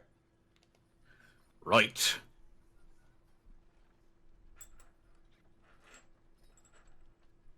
While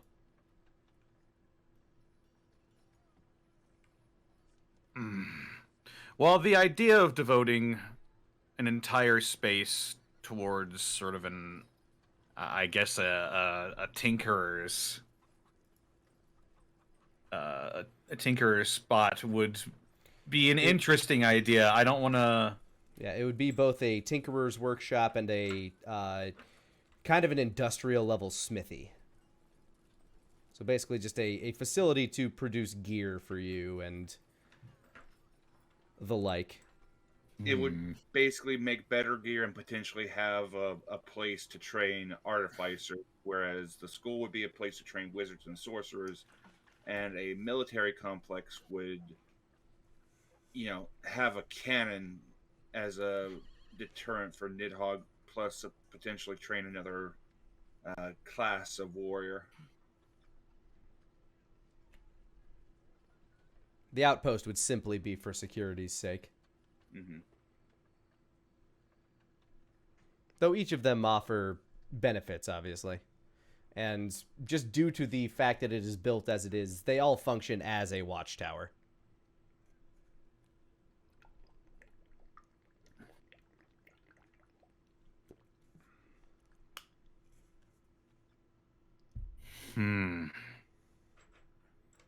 Practically speaking,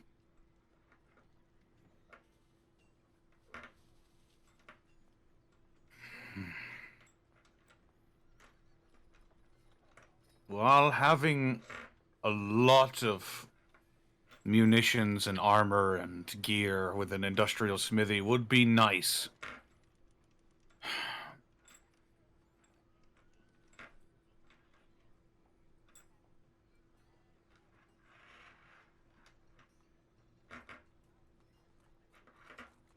I think on top of it being a nicer gesture, I would rather not have the Arcane innate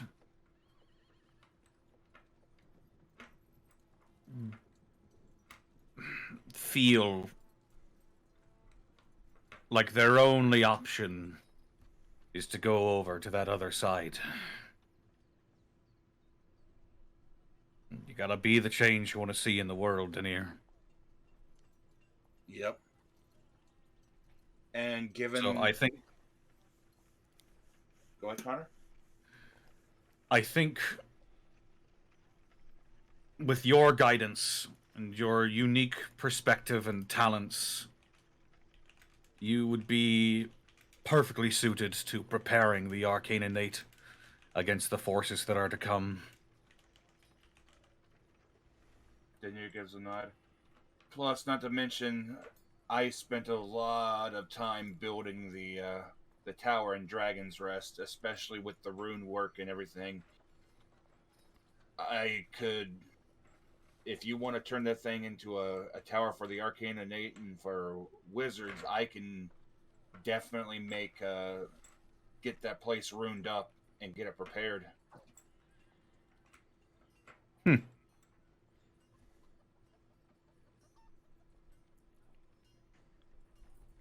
right. We did something really interesting with the tower down in Dragon's Rest.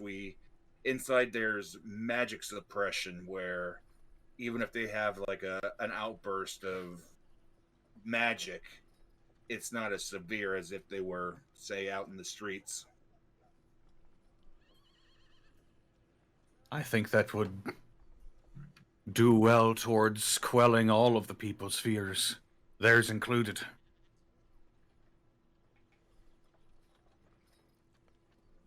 I can see that. Turn their perceptions right around and make it the place where so many of them were turned into weapons, make it a place that they can thrive. Rewrite the history book, so to say. Turn some of them into heroes.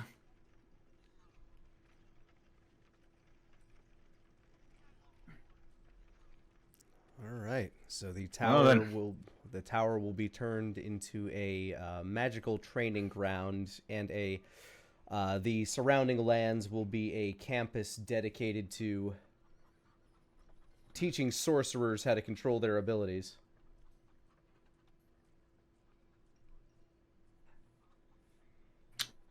Yep. All right. This is going to be interesting. It will be, but congratulations. I think that means you now have a proper mage's tower, Denir. Yeah! Finally!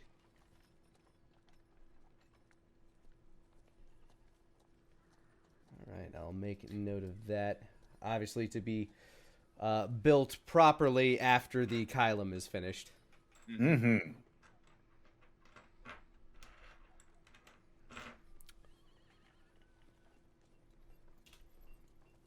All right. So, what other business would you like to tackle for the day?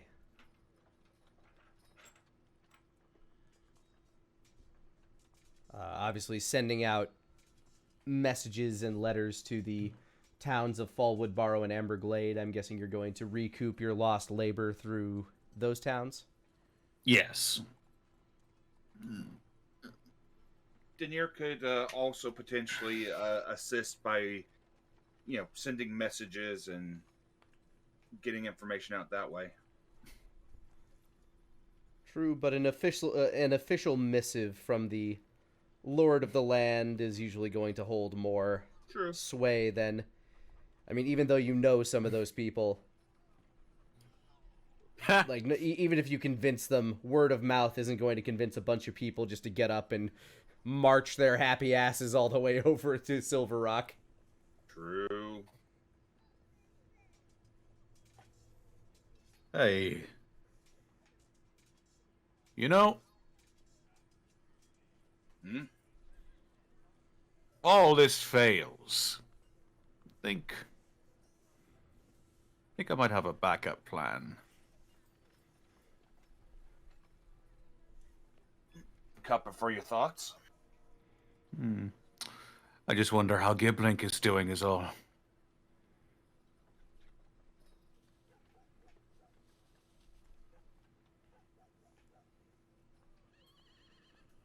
I wonder that myself sometimes.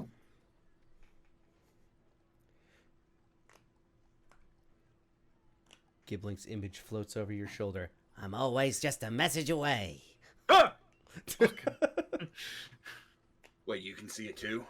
Really am? Wait. I thought I was just going crazy. Fuck, now it's both of us. Well, if the missives to Fallwood Barrow and Amberglade don't go so well, then perhaps we could send word to our friends in the Hexwood. I believe they owe us a favor.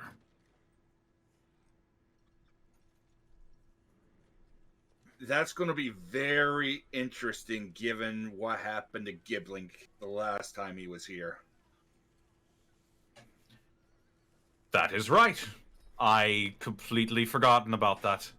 Yeah, this town was besieged by bugbears. Not too many. Not actually. I guess at this point it'd be almost a little over a year ago.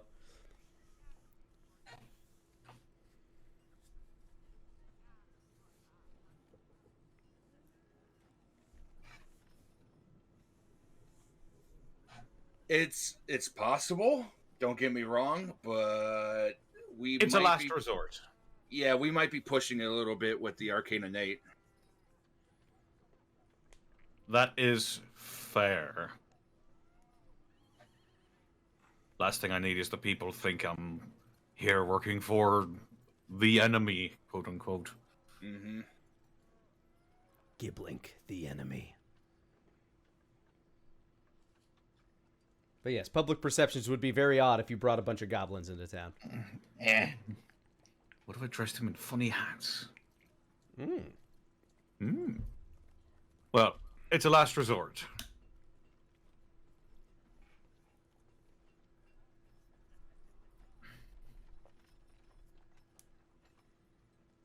Very true. All right, so we're rebuilding places for them to live. How's the farmland on the outskirts doing? Didn't a lot of that get destroyed with the walls? The current Would the current building priority is getting things fixed up in town, but yes, you still have not decided whether or not you are going to repair the walls that Kench had erected or return it back into farmland. the walls are sort of they're like bordering Wild's Edge, right? Am I remembering that correctly? The walls in question are actually those little black lines that I have. He had one set of walls on the outer perimeter that had like some ballistae and stuff like that on top of it. I'll actually move you guys into Silver Rock proper. And then the inner walls are just kind of around the town. The inner walls are slightly sturdier because they needed less material to build them and were built over a longer period of time. The outer walls are the ones that are really, really disrupting the farmland, but are a very good defensive option if you do decide to rebuild them. They still have a couple of functioning ballistae on them.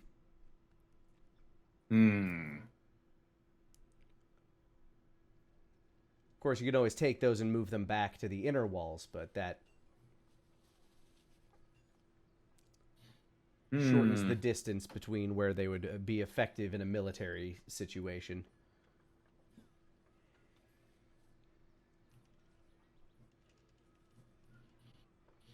Could I split the difference and just rebuild a few of them? Here, I will zoom in. You could like repair the inner walls, but what would your intentions be with the outer wall there? The one that leads from the mountain to the maw. Because obviously, if you, I mean, you could probably set up like a series of like watchtowers there as opposed to the wall, but it wouldn't really function as a wall. They'd just be towers with ballista on them, overlooking farmland. But in turn, we would have more farmland.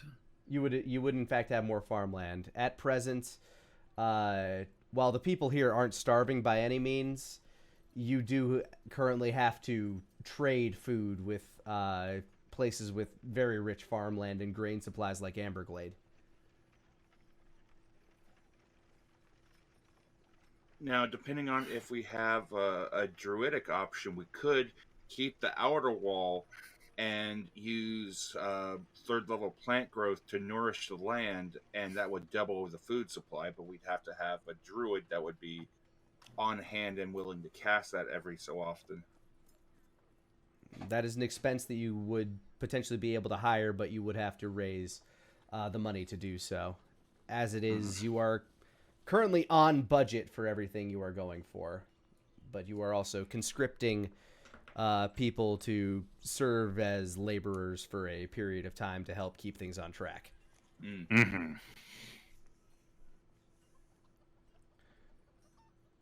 God, I force myself to keep track of so many fucking things. I feel it, man. I feel it. Love you for it, dude.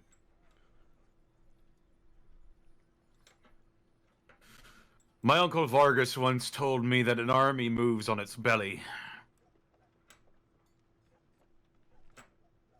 Don't have enough farmlands, and we can't keep our troops fed.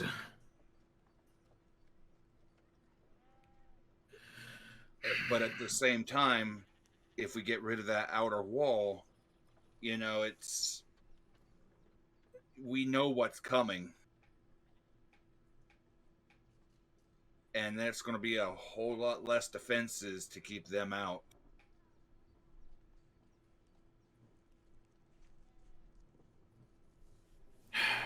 Is there, Lenny? Is there farmland between the two walls, or is that?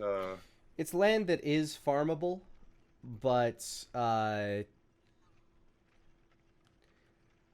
due to it being like outside the wall and there being like another wall kind of disrupting the land, it's not like you said. If you really wanted to make that land cultivate, you would probably need druidic assistance, and you'd need more than one druid to do it. And druids aren't exactly known to be the mercantile sort. Mm-hmm. A no two.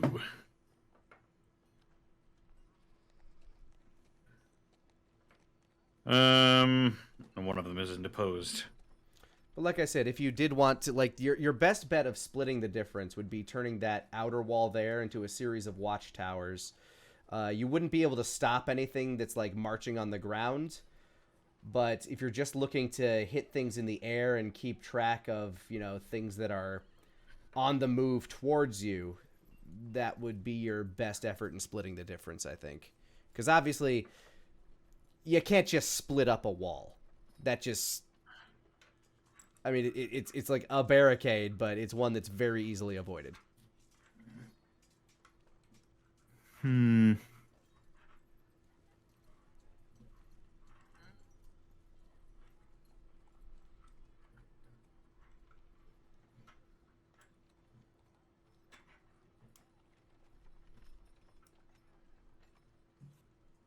The watchtowers would give a good early warning so that we could rally a defense to the main walls if we need defense over rock.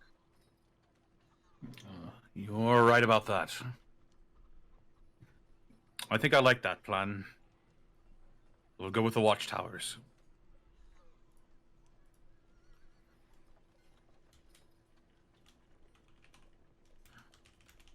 Plus, at the same time, we also know that if they really want to get into the city, we know ways that they can get into the city. So we might have to prepare the other routes into the city. Aye. All right, so you will both open up farmland and also open up spaces for people to actually live that is outside of the city once again. Because while there are a couple of farms still out there in between the walls, it's not nearly as much like that. That field of corn that you came across is no longer there. You no longer have the masochistic corn.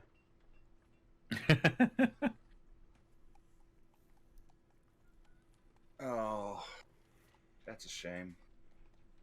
But hey, soon that farmer can have his land back and he'll be able to grow his corn again.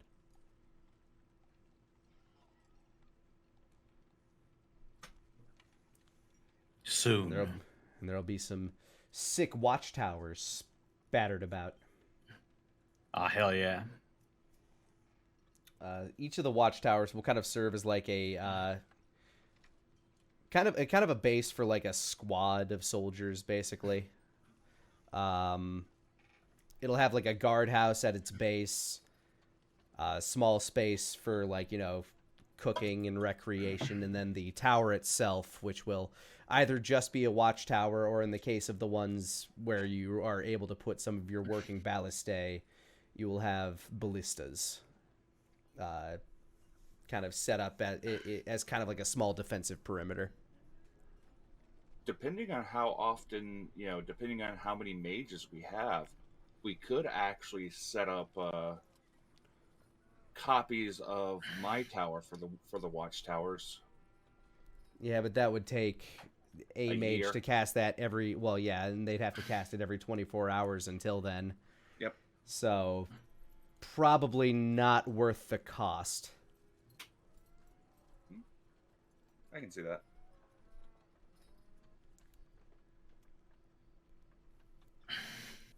The initial cost of the resources and time to build it would be better than the year of a mage using at least a third level spell slot every day for said year. Yeah, because you'd probably have to pay multiple mages to do that, because you can't have one person stay in one place for an entire year, day in, day out. That's just maddening, and yeah, it would cost you a pretty penny. I'm not saying you can't do it. I'm just saying there would be complications in running the land with all of these other things that I have marked down. Of course. Just throwing ideas out there. So we've got the Kylum, we've got the Mage Tower set up. We've got the housing set up. The basics of the town guard is set up. What else are we missing?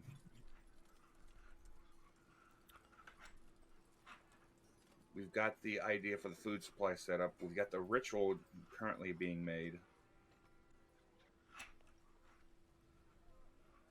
And the missives are currently going out to Fallwood, Barrow, and Amberglade to send however many skilled laborers they can to make up for the ones that you're losing.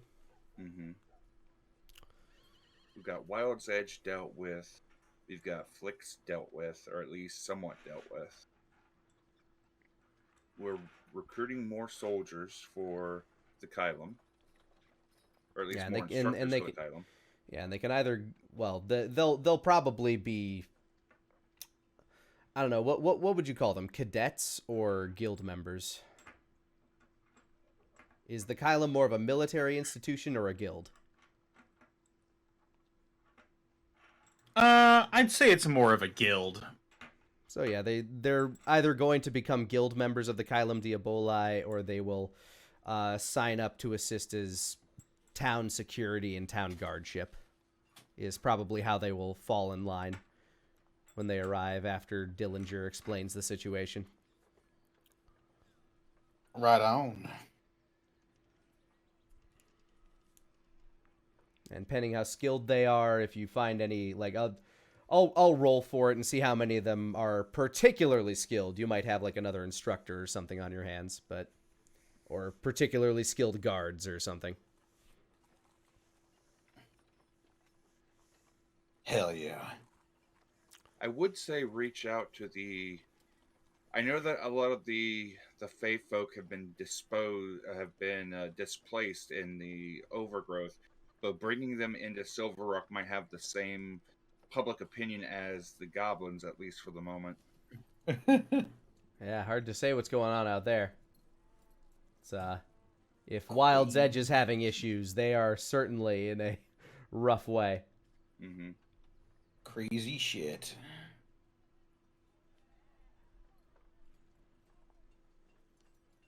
All right, well, with as many problems as have arisen, dealt with, and all of the things that you could think of